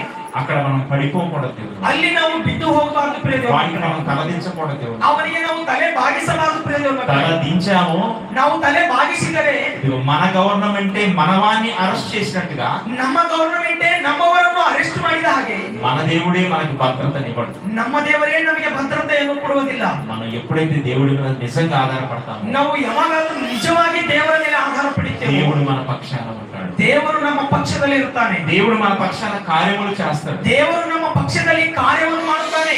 లేదని మనం దేవుడిని పక్కన పెట్టి లోకాన్ని మనం ఆశపడితే, ನಾವು ದೇವರನ್ನು ಪಕ್ಕದಲ್ಲಿಟ್ಟು ಲೋಕದ ಆಶೆ ಒಳಗೆ ನಾವು ಹೋಗಿದ್ರೆ దేవుడు మనల్ని సహించడు. ದೇವರು ನಮ್ಮನ್ನು ಸಹಿಸಿಕೊಳ್ಳುವುದಿಲ್ಲ ಪ್ರಿಯ ದೇವರ ಮಕ್ಕಳೇ. దేవుని పక్షాన మనం ఉన్నప్పుడు ದೇವರ ಪಕ್ಷದಲ್ಲಿ ನಾವು ಇದ್ದಾಗ సేవకుడికి అనుమనున అవమానం కలిగిన దేవుడు ఊరుకోడు. ದೇವರ ಸೇವಕರಿಗೆ ಹೆಜ್ಜೆಯಲ್ಲಿ ಅವಮಾನವನ್ನು ಉಂಟಾದರೂ ಸಹ ದೇವರು ಸುಮ್ಮನೆ ಕೊಡುವುದಿಲ್ಲ. ఒకరోజు ఏలియా గారు వెళ్ళిపోయారు. ಒಂದು ದಿವಸ ಏಲಿಯ ಹೋಗಿದ್ದಾನೆ. ఎలీషా గారు తిరుగు ప్రయాణం వస్తున్నాడు. ಎಲೀಷಾ ತಿರುಗಿ ಮತ್ತೆ ಬರ್ತಾ ಇದ್ದಾನೆ. బాగా దుఃఖపడుతూ వస్తున్నాడు. ಬಹಳ ದುಃಖ ಪಡೆಯುತ್ತಾ ಬರ್ತಾ ಇದ್ದಾನೆ. అయ్యో మా గురువు వెళ్ళిపోయాడు, ಅಯ್ಯೋ ನಮ್ಮ ಗುರು ಹೋಗಿದ್ದಾನೆ, నేను ఒంటరివాణ్ణి అయిపోయాను, ನಾನು ಒಂಟಿಗನಾಗಿದ್ದೇನೆ, ఇదిగో నా బ్రతుకు ఏంటని బాధపడుతూ వస్తున్నాడు. ನನ್ನ ಬದುಕು ಏನು ಇವಾಗ ಎಂಬುದಾಗಿ ದುಃಖಿಸ್ತಾ ಇದ್ದಾನೆ. ఒక ప్రవక్త ఇప్పుడు పిచ్చివాడిగానే ఉంటాడు. ಒಂದು ಪ್ರವಕ್ತ, ಒಂದು ದೇವರ ಸೇವಕ ಯಾವತ್ತೂ ಹುಚ್ಚು ಹಿಡಿದ ಹಾಗೆ ಇರ್ತಾನೆ. ఆ కాలంలో పిచ్చివాడిగా ఉండొచ్చు ఒక సేవకుడు, ಆ ಕಾಲದಲ್ಲಿ ಒಂದು ಹುಚ್ಚನಂತೆ ಇದ್ದಿರಬಹುದು ಒಂದು ಸೇವಕನು, కానీ దేవుడు అతనికి తోడుగా ఉంటాడు. ಆದರೆ ದೇವರು ಆತನ ಜೊತೆಗಾರನಾಗಿರುತ್ತಾನೆ. ఎలీషా గారు వస్తున్నప్పుడు ಎಲೀಷನು ಬರುವಾಗ ఊర్లో పిల్లలంతా వెనకాతల పడ్డారు. ಆ ಊರಲ್ಲಿ ಇರ್ತಕ್ಕಂಥ ಸಣ್ಣ ಸಣ್ಣ ಮಕ್ಕಳೆಲ್ಲ ಆತನ ಹಿಂದೆ ಓಡ್ತಾ ಇದ್ದಾರೆ, అవమానిస్తున్నారు. ಅವಮಾನ ಪಡಿಸ್ತಾ ಇದ್ದಾರೆ. గోడివాడ ఎక్కిపో, గోడివాడ ఎక్కిపో, ನೀನು ಬೋಡಿಗುಂಡಿದವನೇ ನೀನು ಹೋಗು ಎಂಬುದಾಗಿ ಹೇಳ್ತಾ ಇದ್ದಾರೆ. అంటే ఒక పిచ్చివాడిని లాగా చూడట్లేదా? ಅವನನ್ನು ಒಂದು ಹುಚ್ಚನಂತೆ ನೋಡ್ತಾ ಇಲ್ವಾ? అంటే ఊర్లో పిల్లలు ఎవరెంట పడతారు చెప్పండి. ಮಕ್ಕಳು ಯಾರ ಹಿಂದೆ ಬೀಳ್ತಾರೆ ಹೇಳಿ, ಚಿಕ್ಕ ಚಿಕ್ಕವರು. అంటే ఎలీషా గారు ఒక పిచ్చివాడిలా కనపడుతున్నారు. ఎలీషను ಅವರ ಕಣ್ಣಿಗೆ ಒಂದು ಹುಚ್ಚನಂತೆ ಕಾಣಿಸ್ತಾ ಇದ್ದಾನೆ. దేవుడు తన సేవకుడికి అవమానాన్ని చూస్తున్నాడు. అక్కడ ದೇವರು ಸೇವಕರ ಒಂದು ಅವಮಾನವನ್ನು ನೋಡ್ತಾ ಇದ್ದಾನೆ. అంటున్న వాళ్ళు చిన్నపిల్లలు, ಅಂತಕ್ಕಂಥವರು ಅವಮಾನ ಪಡಿಸ್ತಕ್ಕಂಥವ್ರು ಚಿಕ್ಕ ಮಕ್ಕಳು. ఎలీషా గారు ఏమీ అనట్లేదు. పిల్లలు ఎలీషను ಏನು ಅಂತ ಇಲ್ಲ, ఆయన మార్గంలో వెళ్ళిపోతున్నారు. ಆ ಮಾರ್ಗದಲ್ಲಿ ಹೋಗ್ತಾ ಇದ್ದಾನೆ. అందరు పిల్లలు వెనకాతల పడ్డారు. ಆ ಎಲ್ಲಾ ಮಕ್ಕಳು ಆತನ ಹಿಂದೆ ಬರ್ತಾ ಇದ್ದಾರೆ. ఎంత అవమానం దేవుడు వాడారు. ಎಷ್ಟು ಅವಮಾನ ಪ್ರೀತಿಯವರು ಮಕ್ಕಳೇ. వెంటనే దేవుడు కోపం వచ్చింది. ಅವಾಗೆ ದೇವರಿಗೆ, నా ప్రవక్తకు అవమానం జరగడం నేను సహించను అనుకున్నాను. ನನ್ನ ಸೇವಕನಿಗೆ, ನನ್ನ ಪ್ರವಕ್ತನಿಗೆ ಅವಮಾನ ಜರುಗುವುದು ನಾನು ನೋಡುವುದಿಲ್ಲ ಎಂಬುದಾಗಿ ದೇವರು ಅಂದುಕೊಂಡಿದ್ದಾನೆ.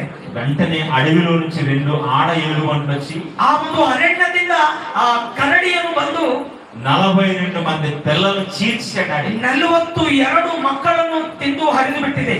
చూసారా దేవుడు మాట? ನೋಡಿದರ ದೇವರ ಮಕ್ಕಳೇ, రండి, బోడివాడ ఎక్కిపో అని చెప్పింది చిన్న పిల్లలు కదా. ಆ ಎಲೀಷನನ್ನು ಅವಮಾನಿಸ್ತಕ್ಕಂಥದ್ದು ಚಿಕ್ಕ ಮಕ್ಕಳೇ. చిన్న పిల్లలైనా తన సేవకుడికి అవమానం జరిగితే దేవుడు విడిచిపెట్టడు. ಚಿಕ್ಕ ಮಕ್ಕಳಾದರೂ ಸಹ ತನ್ನ ಸೇವಕರಿಗೆ ಅವಮಾನ ಪಡಿಸಿದರೆ ದೇವರು ಬಿಡುವುದಿಲ್ಲ.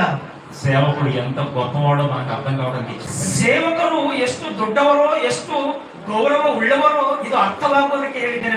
42 మంది పిల్లలు చంపేశాయి. 42 ಮಕ್ಕಳನ್ನು ಕೊಲೆ ಮಾಡಿದೆ, ಹರಿದು ಬಿಟ್ಟಿದೆ. తండ్రి చిన్న పిల్లలు కాదండి అని అయితే ఆయన, నాకు చిన్న పిల్లలు కాదు, నా ప్రవక్తే నాకు. ದೇವರ ಮುಂದೆ ಹೋಗಿ ಇವರು ಚಿಕ್ಕ ಮಕ್ಕಳಲ್ಲ ತಂದೆ ಅಂದ್ರೆ, ಚಿಕ್ಕ ಮಕ್ಕಳಲ್ಲ, ನನ್ನ ಸೇವಕರಿಗೆ ಇವರು ಅವಮಾನ ಪಡಿಸಿದ್ದಾರೆ ಅಂತಾನೆ. సేవకుడు ఎప్పుడు గొప్పవాడు దేవుడు. ಸೇವಕನು ಬಹಳ ದೊಡ್ಡವನು ಪ್ರಿಯ ದೇವರ ಮಕ್ಕಳೇ. మనం ఎన్నుకున్నాడు దేవుడు, ನಮ್ಮನ್ನು ಆರಿಸಿಕೊಂಡಿದ್ದಾನೆ ದೇವರು, స్థిరపరుస్తున్నాడు దేవుడు, ನಮ್ಮನ್ನು ಸ್ಥಿರಪಡಿಸ್ತಾ ಇದ್ದಾನೆ ದೇವರು. మనం ఎన్నుకున్నది దేవుడు అని మనకు అర్థమైనప్పుడు, ನಮ್ಮನ್ನು ಆರಿಸಿಕೊಂಡದ್ದು ದೇವರು ಎಂಬುದಾಗಿ ಅರ್ಥವಾಗಿದ್ದರೆ ఎలా బ్రతకాలో మనకు తెలుసు. ನಾವು ಹೇಗೆ ಬದುಕಬೇಕು ನಮಗೆ కానీ ಅರ್ಥವಾಗುತ್ತದೆ. దుష్టుడు ఏం చేస్తున్నాడు తెలుసు? ಆದ್ರೆ ದುಷ್ಟನು ಏನ್ ಮಾಡ್ತಾ ಇದ್ದಾನೆ ಗೊತ್ತಾ? సేవకుడికి రంగుల ప్రపంచాన్ని చూపెట్టి ಸೇವಕರನ್ನು ಈ ರಂಗುಗಳ ಪ್ರಪಂಚವನ್ನು ತೋರಿಸಿ తన ఉనికిని కోల్పోయేట్టుగా చేస్తున్నాడు. ಆತನ ಬಗ್ಗೆ ಆತನು ಮರೆತು ಹೋಗುವ ರೀತಿಯಲ್ಲಿ ಆತನನ್ನು ಮಾಡ್ತಾ దేవుడు ಇದ್ದಾನೆ. అనుకుంటున్నాడు, ದೇವರು ಅಂದುಕೊಳ್ತಾ నా ಇದ್ದಾನೆ, సేవకుడు గొప్పవాడని చూపెట్టాను. ನನ್ನ ಸೇವಕರು ದೊಡ್ಡವನು ಎಂಬುದಾಗಿ ತೋರಿಸಬೇಕಂತ ಇದ್ದಾನೆ. ఒకరోజు ఎలీషా గారు చనిపోయారు. ಒಂದು ದಿವಸ ಎಲೀಷನು ಸತ್ತೋಗಿದ್ದಾನೆ. ఆయన శవాన్ని సమాధిలో పెట్టేశారు. ಆತನ ಒಂದು ಆ ಬಾಡಿ ಪೆಟ್ಟಿಗೆಯಲ್ಲಿ ಇಟ್ಟಿದ್ದಾರೆ. ఒకరోజు ఒక యుద్ధం జరుగుతుంటుంది. ಒಂದು ಯುದ್ಧ ಜరుగుತ್ತಾ ಇದೆ. ఆ యుద్ధంలో ఒక చచ్చిపోయిన వారిని మోసుకొని వెళ్తున్నారు ఇద్దరు. ಆ ಯುದ್ಧದಲ್ಲಿ ಒಬ್ಬ ಆ ಬಾಡಿಯನ್ನು ತೆಗೆದುಕೊಂಡು ಹೋಗ್ತಾ ಇದ್ದಾರೆ. ఆ శత్రు సైన్యం నుంచి తప్పించుకోవడానికి, ಆ ಶತ್ರು ಸೈನ್ಯದಿಂದ ತಪ್ಪಿಸಿಕೊಳ್ಳುವುದಕ್ಕೋಸ್ಕರ ఈ శవాన్ని తీసుకొని ಈ ಒಂದು ಡೆಡ್ ಬಾಡಿಯನ್ನು ತೆಗೆದುಕೊಂಡು ఎలీషా గారి సమాధిలోకి వెళ్ళారు. ಎಲೀಷನ ಒಂದು ಸಮಾಧಿಯ ಹತ್ತಿರಕ್ಕೆ ಹೋಗಿದ್ದಾರೆ. అక్కడికి పోగానే ఏం జరిగింది తెలుసా? ಅಲ್ಲಿ ಹೋದ ತಕ್ಷಣ ಏನಾಗಿದೆ? వీళ్ళు మోసుకుపోయినటువంటి శవం, ಇವರು ತೆಗೆದುಕೊಂಡು ಹೋದಂತ ಆ ಒಂದು ಡೆಡ್ ಬಾಡಿ, వాడు దిక్కులేసి కూర్చున్నాడు. ಅವನು ಎದ್ದು ಕುಂತಿದ್ದಾನೆ. వీడెందుకు కూర్చున్నాడు అసలు? ಇವ ಯಾಕೆ ಬದುಕಿದ್ದಾನೆ? ಮತ್ತೆ వీడెందుకు చచ్చిపోయినోడు తిరిగి లేచాడు? ಸತ್ತು ಹೋದವನು ಯಾಕೆ ಎದ್ದಿದ್ದಾನೆ? ఇది ఎలా సాధ్యమైంది? ಇದು ಹೇಗೆ ಸಾಧ್ಯವಾಯಿತು? అందులో ఎలీషా శల్యములు తగిలాయి వాని బాడీకి. ಅದರಲ್ಲಿ ಇರ್ತಕ್ಕಂಥ ಎಲೀಷನ ಒಂದು ಎಲುಬುಗಳು ಹತ್ತಿದೆ ಆ ಬಾಡಿಗೆ. ఆ ప్రవక్త శవం ఉన్నందులో, ಆ ಪ್ರವಕ್ತನ ಒಂದು ಡೆಡ್ ಬಾಡಿ ಇದೆ ಅಲ್ಲಿ. ఒక ప్రవక్త శవం తగలగానే చచ్చిన వాడు తిరిగి లేచి ಒಂದು కూర్చున్నాడు. ಪ್ರವಕ್ತನ ಎಲುಬುಗಳು ಹತ್ತಿದ ಕೂಡಲೇ ಒಂದು ಸತ್ತು ಹೋದ ಡೆಡ್ ಬಾಡಿ ತಿರುಗಿ ಎದ್ದಿದೆ. ఎందుకు ఎందుకంటానంటే ಯಾಕೆಂದರೆ దేవుడు తన సేవకుడు ఎంత గొప్పవాడో సమాజానికి చూపెట్టడానికి అవన్నీ చేశాడు. ಅವೆಲ್ಲ ಯಾಕೆ ಮಾಡಿದ್ದಾನೆ ಅಂದ್ರೆ ದೇವರ ಸೇವಕರು ಈ ಸಮಾಜಕ್ಕೆ ಎಷ್ಟು ದೊಡ್ಡವರು ಎಂಬುದಾಗಿ రాజుల రెండవ గ్రంథము 2ನೇ ಅರಸುಗಳು 13వ అధ్యాయం 13ನೇ ಅಧ್ಯಾಯ 21వ వచనాన్ని చూడండి. 21ನೇ ವಚನ ಪ್ರಿಯದೇವರ ಮಕ್ಕಳೇ, 21వ వచనం 21ನೇ ವಚನದಲ್ಲಿ కొందరు ఒక శవమును పాతి పెట్టొచ్చు, ಕೆಲವರು ಡೆಡ್ ಬಾಡಿಯನ್ನು ಹೂಳಿಟ್ಟುತ್ತಾ సైన్యమునకు భయపడి ಸೈನ್ಯಗಳಿಗೆ ಭಯಪಟ್ಟು ఆ శవమును ఎలీషా యొక్క సమాధిలో ఉంచగా ಆ ಒಂದು ಡೆಡ್ ಬಾಡಿಗಳನ್ನು ಎಲೀಷನ ಸಮಾಧಿಯಲ್ಲಿ ಇಟ್ಟಾಗ దింపిన ఆ శవము ಆ ಸಮಾಧಿಯಲ್ಲಿ ಇಟ್ಟಂತ ಆ ಒಂದು ಡೆಡ್ ಬಾಡಿ ఎలీషా శరీరమును తగిలినప్పుడు ಎಲೀಷನ ಒಂದು ಶರೀರವನ್ನು ಆ ಬಾಡಿಗೆ ಹತ್ತಿದಾಗ ತಿರುಗಿ ಅದು ಎದ್ದು ಕಾಲು ಮೋಪಿ ನಿಲಿಪೆನು, ಕಾಲು ನಿಂದಿರಿಸಿ ನಿಂತಿತ್ತು, ಜೀವ ಬಂದಿತ್ತು. ಬ್ರತಿಕರ ಆಶ್ಚರ್ಯ ಸಮಾಜ. ಇದು ಹೇಗೆ ಬದುಕಿದ್ದಾರೆ ಎಂಬುದಕ್ಕೆ ಸಮಾಜದವರು ಆಶ್ಚರ್ಯವಾಗ್ತಾ ಇದ್ದಾರೆ. ఓహో ఇది ఎలీషా సమాధి అన్నమాట. ఓహో ఇది ఎలీషన సమాధి. అమ్మో ఎలీషా సమాధిలో ఆ శవానికి ఇంకా శక్తి ఉందన్నమాట. ಆ ಎಲೀಷನ ಒಂದು ಸಮಾಧಿಯಲ್ಲಿ ಎಲೀಷನ ಬಾಡಿಯಲ್ಲಿ ಇನ್ನೂ ಶಕ್ತಿ ಇದೆ ಎಂಬುದಾಗಿ ತಿಳಿದುಕೊಂಡಿದ್ದಾರೆ. దేవుడు తన సేవకునికి ఇచ్చే గౌరవం ದೇವರು ಆತನ ಸೇವಕರಿಗೆ ಕೊಡ್ತಕ್ಕಂತ ಗೌರವ ದೇವರು. ఒక రోజు ప్రపంచం సేవకుని చూసి గజగజలాడింది. ಒಂದು ದಿವಸ ಪ್ರಪಂಚ ಸೇವಕರನ್ನು ನೋಡಿ ನಡುತ್ತಾ ಇತ್ತು. రాజులు గడగడలాడారు, ರಾಜ್ಯರು ಸಹ ಆ ಸೇವಕರನ್ನು ನೋಡಿ ಅಂಜಿದ್ದಾರೆ. ప్రజలు గడగడలాడారు, ಪ್ರಜೆಗಳು ಸಹ ನಡುಗಿದ್ದಾರೆ. ప్రవక్తలను చూసి ಪ್ರವಕ್ತರನ್ನು ನೋಡಿ సమూయేలు ఒక రోజు వెళ్తున్నాడు. సమూయేలు ಒಂದು ದಿವಸ ಹೋಗ್ತಾ ಇದ್ದಾನೆ. బెత్లెహేముకి వెళ్తున్నాడు. బెత్లెహేమిಗೆ ಹೋಗ್ತಾ ಇದ್ದಾನೆ. అప్పటికి సౌలును దించేశాడు రాజుగా దేవుడు. సౌలనನ್ನು రాజನಿಂದ ಇಳಿಸಿಬಿಟ್ಟಿದ್ದಾನೆ.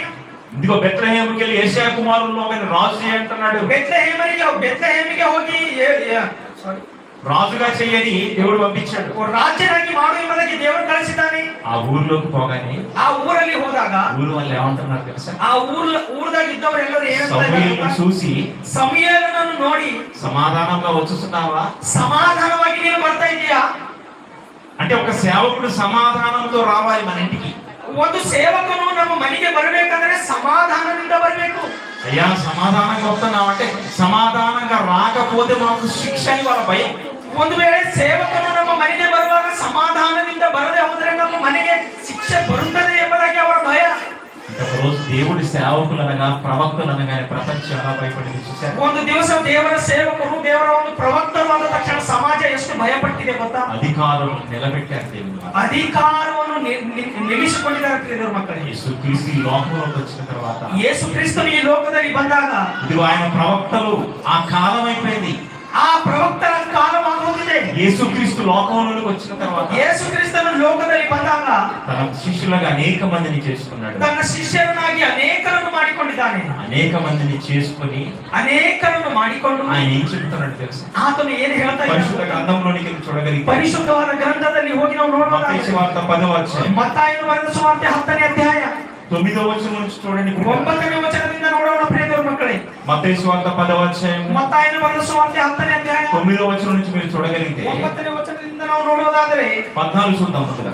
14ನೇ ವಚನ, ఎవడైనా మిమ్మల్ని చేర్చుకొనక, ಯಾವನಾದರೂ ನಿಮ್ಮನ್ನು ಸೇರಿಸಿಕೊಳ್ಳದೆ ಹೋದರೆ, మీ మాటలు వినక, ಯಾವ ಊರಲ್ಲಾದರೂ ನಿನ್ನ ಮಾತನ್ನು ಕೇಳದೆ ಹೋದರೆ, ఇదిగో మిమ్మల్ని ఆ ఇంట్లో కానీ ఆ పట్టణంలో కానీ ఎవరైనా చేర్చుకోకపోతే, ನಿಮ್ಮನ್ನು ಆ ಪಟ್ಟಣದಲ್ಲಾಗಲಿ ಆ ಮನೆಯಲ್ಲಿ ಸೇರಿಸಿಕೊಳ್ಳದೆ ಹೋದರೆ, మీరు ఆ పట్టణం నుంచి బయటికి వెళ్ళి ನೀವು ಆ ಪಟ್ಟಣದಿಂದ ಅಥವಾ ಗ್ರಾಮದಿಂದ ಹೊರಗೆ ಹೋಗಿ ఆ పట్టణపు చివర నీ పాదాలకున్న ధూళితో, ಆ ಪಟ್ಟಣದ ಅಥವಾ ಆ ಊರ ಹೊರಗೆ ಹೋಗಿ ನಿನ್ನ ಪಾದದ ಧೂಳಿಯನ್ನು ಅಲ್ಲೇ ಜಾಡಿಸಿಬಿಡು. విమర్శ దినమందు, ಕೊನೆ ಅಂತ್ಯಕಾಲದಲ್ಲಿ ತೀರ್ಪು ದಿನದಲ್ಲಿ ఈ పట్టణపు గతి కంటే ಈ ಪಟ್ಟಣದ ಒಂದು ದುರ್ಗತಿಗಿಂತ సొదొమ గొమొర్రా పట్టణపు గతి మేలు. ಸೊದೋಮ ಗೊಮೊರ ಒಂದು ಪಟ್ಟಣದ ಗತಿಯೇ ಮೇಲು. అంటే ఒక సేవకుడు ఒక ప్రాంతానికి వాక్యాన్ని చెప్పడానికి వెళ్ళినప్పుడు, ಒಂದು ಸೇವಕನು ಒಂದು ಪ್ರಾಂತಕ್ಕೆ ವಾಕ್ಯವನ್ನು ಹೇಳುವುದಕ್ಕೆ ಹೋಗಿದಾಗ, మా ఊరికి రావద్దు, ನಮ್ಮ ಊರಿಗೆ ಬರಬೇಡ, ఎవరింటికన్నా వెళ్ళి వాక్యం చెబుతాం అంటే మా ఇంటికి రావద్దు, ಯಾರ ಮನೆಗೆ ಹೋಗಿ ನಾವು ವಾಕ್ಯ ಹೇಳಬೇಕು ಅಂದ್ರೆ ನಮ್ಮ ಮನೆಗೆ ಬರಬೇಡ ప్రభు అంటున్నాడు. ದೇವರು ಹೇಳ್ತಾ ಇದ್ದಾನೆ, మీరు అవమానంగా ఫీల్ అవ్వకండి, ನೀವು ಅವಮಾನವಂತೂ ಭಾವಿಸಬೇಡ್ರಿ, మీరు వెళ్ళండి, ನೀವು ಹೋಗ್ರಿ, వాళ్ళ ఇంటికి వెళ్ళండి, ನೀವು ಅವ್ರ ಮನೆಗೆ ಹೋಗ್ರಿ, ఆ ఊరికి వెళ్ళండి, ಆ ಊರಿಗೆ ಹೋಗ್ರಿ.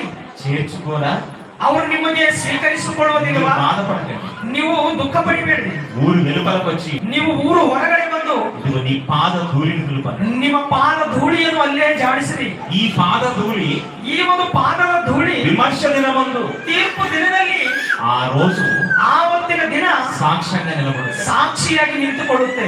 సేవకుడి పాద ధూళికి కూడా దేవుడు గౌరవం ఇచ్చాడు చూసారా? ಒಂದು ಸೇವಕನ ಪಾದದ ಧೂಳಿಗೂ ಸಹ ದೇವರು ಎಷ್ಟು ಗೌರವ గొప్పవాడు ఆలోచించారు. ಸೇವಕರು ಎಷ್ಟು ದೊಡ್ಡವರು ಎಂದು ಸಹ ನೀವು ಆಲೋಚನೆ ಮಾಡಿ. ఈరోజు చాలా మంది చూస్తున్నాం సమాజంలో. ಸಮಾಜದಲ್ಲಿ ಅನೇಕರನ್ನು ನೋಡ್ತಾ ಇದ್ದೇವೆ. ఊరు ఎలపల బోర్డు పెడుతున్నారు. ಊರು ಹೊರಗಡೆ ಬೋರ್ಡ್ ಹಚ್ತಾ ಇದ್ದಾರೆ. మా ఊరిలో దేవుని వాక్యం చెప్పడానికి ఎవరు రావద్దు. ನಮ್ಮ ಊರಲ್ಲಿ ದೇವರ ವಾಕ್ಯವನ್ನು ಹೇಳೋದಕ್ಕೆ ಯಾರು ಬರಬಾರದು. బాధపడాల్సిన అవసరం లేదు. ನಾವು ದುಃಖ ಪಡೆಯುವಂತ ಅವಶ್ಯಕತೆ ಇಲ್ಲ. ఎందుకు ప్రభు ముందే చెప్పాడు. ಇದು ಈ ವಿಷಯ ನಮಗೆ ಮುಂದೆ ಹೇಳಿದ್ದಾರೆ ದೇವರು. గేట్ తీసుకుని వాళ్ళ ఇంటికి వెళ్ళి అమ్మా నాలుగు మాటలు చెప్తాడు, మా ఇంట్లోకి రావద్దు. ನೀವು ಮನೆಗೆ ಹೋಗಿ ಅಮ್ಮ ನಿಮಗೆ ನಾಲ್ಕು ಮಾತು ಹೇಳ್ತೇವೆ ಅಂದ್ರೆ ನಮಗೆ ಹೇಳಬೇಡಿ. ఒక సేవకుడు నువ్వు బాధపడద్దు. ಒಂದು ಸೇವಕನಾದಂತ ನೀನು ದುಃಖ ಪಡಿಬೇಡ. ఇదిగో దేవుడు అన్నది నెరవేరుతుంది. ದೇವರು ಅಂದಿದ್ದೇ ನೆರವೇರುತ್ತೆ. ఊరి వెలపలకు వచ్చి పాద ధూళి ನೀನು ಊರು ಹೊರಗಡೆ ಬಂದು ನಿನ್ನ ಪಾದದ ಧೂಳಿಯನ್ನು ಜಾಡಿಸು. ఇదిగో వాళ్ళ గతి కంటే ಅವರ ಗತಿಗಿಂತ సొదొమ గొమొర్ర గతి ಸೊದೊಮ ಗೊಮರದ ಒಂದು ಗತಿ ಮಾನವದಗಿನದೇ ఉండును. ಅದು ಸ್ವಲ್ಪ ಸಹಿಸತಕ್ಕಂತದಾಗಿರಬಹುದು. సొదొమ గొమొర్ర స్థితి ఒకసారి ఆలోచించండి. ಒಂದು ಸಾರಿ ಸೊದೊಮ ಗೊಮರದ ಒಂದು ಸ್ಥಿತಿಯನ್ನು ನೋಡಿ. రెండు ఆ ట్విన్ సిటీస్, ಎರಡು ಅವು ಬಹಳ ಒಂದು ಸಿಟಿ ಆಗಿವೆ. భస్మీపట్నం చేశాడు దేవుడు ఒక రోజు. ಆ ಒಂದು ಪಟ್ಟಣವನ್ನು ಭಸ್ಮ ಮಾಡಿಬಿಟ್ಟಿದ್ದಾನೆ. వ్యభిచారంలో మగ్గిపోతున్న ఆ పట్టణాలు, ವ್ಯಭಿಚಾರದಿಂದ ತುಂಬಿಕೊಂಡಂತಹ ಪಟ್ಟಣವನ್ನು ఏమంటే ఆకాశము నుండి ಆಕಾಶದಿಂದ అగ్ని గంధకములను కురిపించి ಅಗ್ನಿಯನ್ನು ಸುರಿಸಿ సర్వనాశనం చేశాడు. ಸರ್ವನಾಶನವನ್ನು ಮಾಡಿಬಿಟ್ಟಿದ್ದಾನೆ. ఈ రోజుకి ಇವತ್ತಿಗೂ ఇదిగో ఆ ప్రాంతంలో ఒక పచ్చని గడ్డి మొక్క కూడా పుట్టడం లేదు. ಈ ದಿನದವರೆಗೂ ಸಹ ಒಂದು ಹಚ್ಚದ ಒಂದು ಹುಲ್ಲು ಸಹ ಬೆಳೆಯಲಿಕ್ಕೆ ఇప్పటికీ సాక్షాత్తంగా ఉంది మన కళ్ళ ముందు. ಇವಾಗಲೂ ಸಹ ನಮ್ಮ ಕಣ್ಣ ಮುಂದೆ ಸಾಕ್ಷಿಯಾಗಿದೆ. ప్రపంచానికి అర్థం అవుతుందా? ಪ್ರಪಂಚಕ್ಕೆ ಇದು ಅರ್ಥ ಆಗ್ತಾ ಇದೆಯಾ? గడ్డి మొలక పుట్టని దేశంగా మలిచాడు ఆ ప్రాంతాన్ని. ಹುಲ್ಲು ಸಹ ಬೆಳೆಯದ ರೀತಿಯಲ್ಲಿ ಬದಲಾಯಿಸಿದಾನೆ ಆ ದೇಶವನ್ನು. ఈ రోజు ప్రపంచం ఏమనుకుంటుందంటే ಇವತ್ತು ಪ್ರಪಂಚ ಏನು ಅಂದುಕೊಳ್ತಾ ಇದೆ? దేవుని సేవకులను చిన్న చూపు చూస్తుంది. ದೇವರ ಸೇವಕರನ್ನು ಹೀನ ಸ್ಥಿತಿಯಲ್ಲಿ ನೋಡ್ತಾ ಇದೆ. కొడుతున్నారు, ಹುಡಿತಾ ಇದ್ದಾರೆ, చంపేస్తున్నారు, ಕೊಲೆ ಮಾಡ್ತಾ ಇದ್ದಾರೆ, ఉళ్ళు చర్చెస్ కూలగొడుతున్నారు, ಚರ್ಚ್ಗಳನ್ನು ಕೆಡವಿ ಹಾಕ್ತಾ ಇದ್ದಾರೆ, బైబిల్ కాలబెడుతున్నారు. ಬೈಬಲ್ ಅನ್ನು ಸುಟ್ಟು ಹಾಕ್ತಾ ಇದ್ದಾರೆ. నువ్వేం మాట్లాడ, ನೀವು ಏನು ಮಾತಾಡಬೇಡ್ರಿ. బయటికి వచ్చి పాద దులుపులు, ನೀವು ಹೊರಗೆ ಬಂದು ನಿನ್ನ ಪಾದದ ಧೂಳಿಯನ್ನು ಜಾಡಿಸುವುದು. ತೀರ್ಪು ದಿನದಲ್ಲಿ పాదానికి ఉన్న ధూళి ఆమె సాక్షి చెప్తుంది. ನಿನ್ನ ಪಾದದ ಧೂಳಿ ಅವತ್ತಿನ ದಿನದಲ್ಲಿ ಸಾಕ್ಷಿ ಹೇಳುತ್ತದೆ. దేవుడు ఎంత గొప్పవాడు. ದೇವರು ಎಷ್ಟು ಪ್ರಿಯ ದೇವರ ಮಕ್ಕಳೇ, ఒక గొప్ప డిపార్ట్మెంట్ లో మనం పనిచేస్తున్నాం. ಒಂದು ದೊಡ್ಡ ಡಿಪಾರ್ಟ್ಮೆಂಟ್ ಅನ್ನು ಕೆಲಸ ಮಾಡ್ತಾ ಇದ್ದೇವೆ. కానీ సేవకుడు అంటే చిన్న చూపుతో ఉంది. ಆದರೆ ಸೇವಕರು ಅಂದರೆ ಬಹಳ ಹೀನ ಸ್ಥಿತಿಯಲ್ಲಿ ನೋಡ್ತಾ ಇದ್ದಾರೆ. మన వాళ్ళే మనకు చిన్న చూపు. ನಮ್ಮವರೇ ನಮ್ಮನ್ನು ಹೀನ ಸ್ಥಿತಿಯಲ್ಲಿ ನೋಡ್ತಾ ಇದ್ದಾರೆ. ఏమంటే మా కాడ ఒక అబ్బాయి ఉన్నాడు, పిల్లల్ని ఇస్తారా అనగానే ನಮ್ಮಲ್ಲಿ ಒಬ್ಬ ಹುಡುಗಿದ್ದಾನೆ, ನಿಮ್ಮ ಹೆಣ್ಮಗಳಿಗೆ ಕೊಡ್ತೀರಾ ಅಂದಾಗ ఏం చేస్తారండి అన్నದಾಗ ಏನ್ ಮಾಡ್ತಾನೆ ಅವನು ಎಂಬುದಾಗಿ ಕೇಳಿದ್ದಾರೆ. సేవకుడు అండి అన్న, ಸೇವಕನು ಎಂಬುದಾಗಿ ಹೇಳಿದ್ದಾರೆ. అబ్బాయి మేము ఇయ్యమండి మా అమ్మాయిని అంటారు. ಸೇವಕರಿಗೆ ನಾವು ಕೊಡುವುದಿಲ್ಲ ಅಂತ ಹೇಳ್ತಾ ಇದ್ದಾರೆ. చూసారా? ನೋಡಿದಿರಾ? ఎందుకు సేవకుడి కంటే గొప్పడికి ఇస్తామను? ಸೇವಕರಿಗಿಂತ ದೊಡ್ಡವರಿಗೆ ಕೊಡ್ತೀಯಾ ನೀನು? సేవకుడు అంటే ఎంత చిన్న చూపు ఉంది చెప్పండి. ಸೇವಕರಂದ್ರೆ ಎಷ್ಟು ಚಿಕ್ಕದಾಗಿ ನೋಡ್ತಾ ಇದ್ದೀರಿ ನೀನು? సేవకుడి పాదాలకున్న దుమ్ముకే దేవుడు విలువనిస్తున్నప్పుడు ಸೇವಕನ ಪಾದದ ಒಂದು ಧೂಳಿಗೆ ಅಷ್ಟು ಬೆಲೆ ಕೊಟ್ರೆ ఈరోజు సేవకుడు ఎందుకు చిన్న చూపు?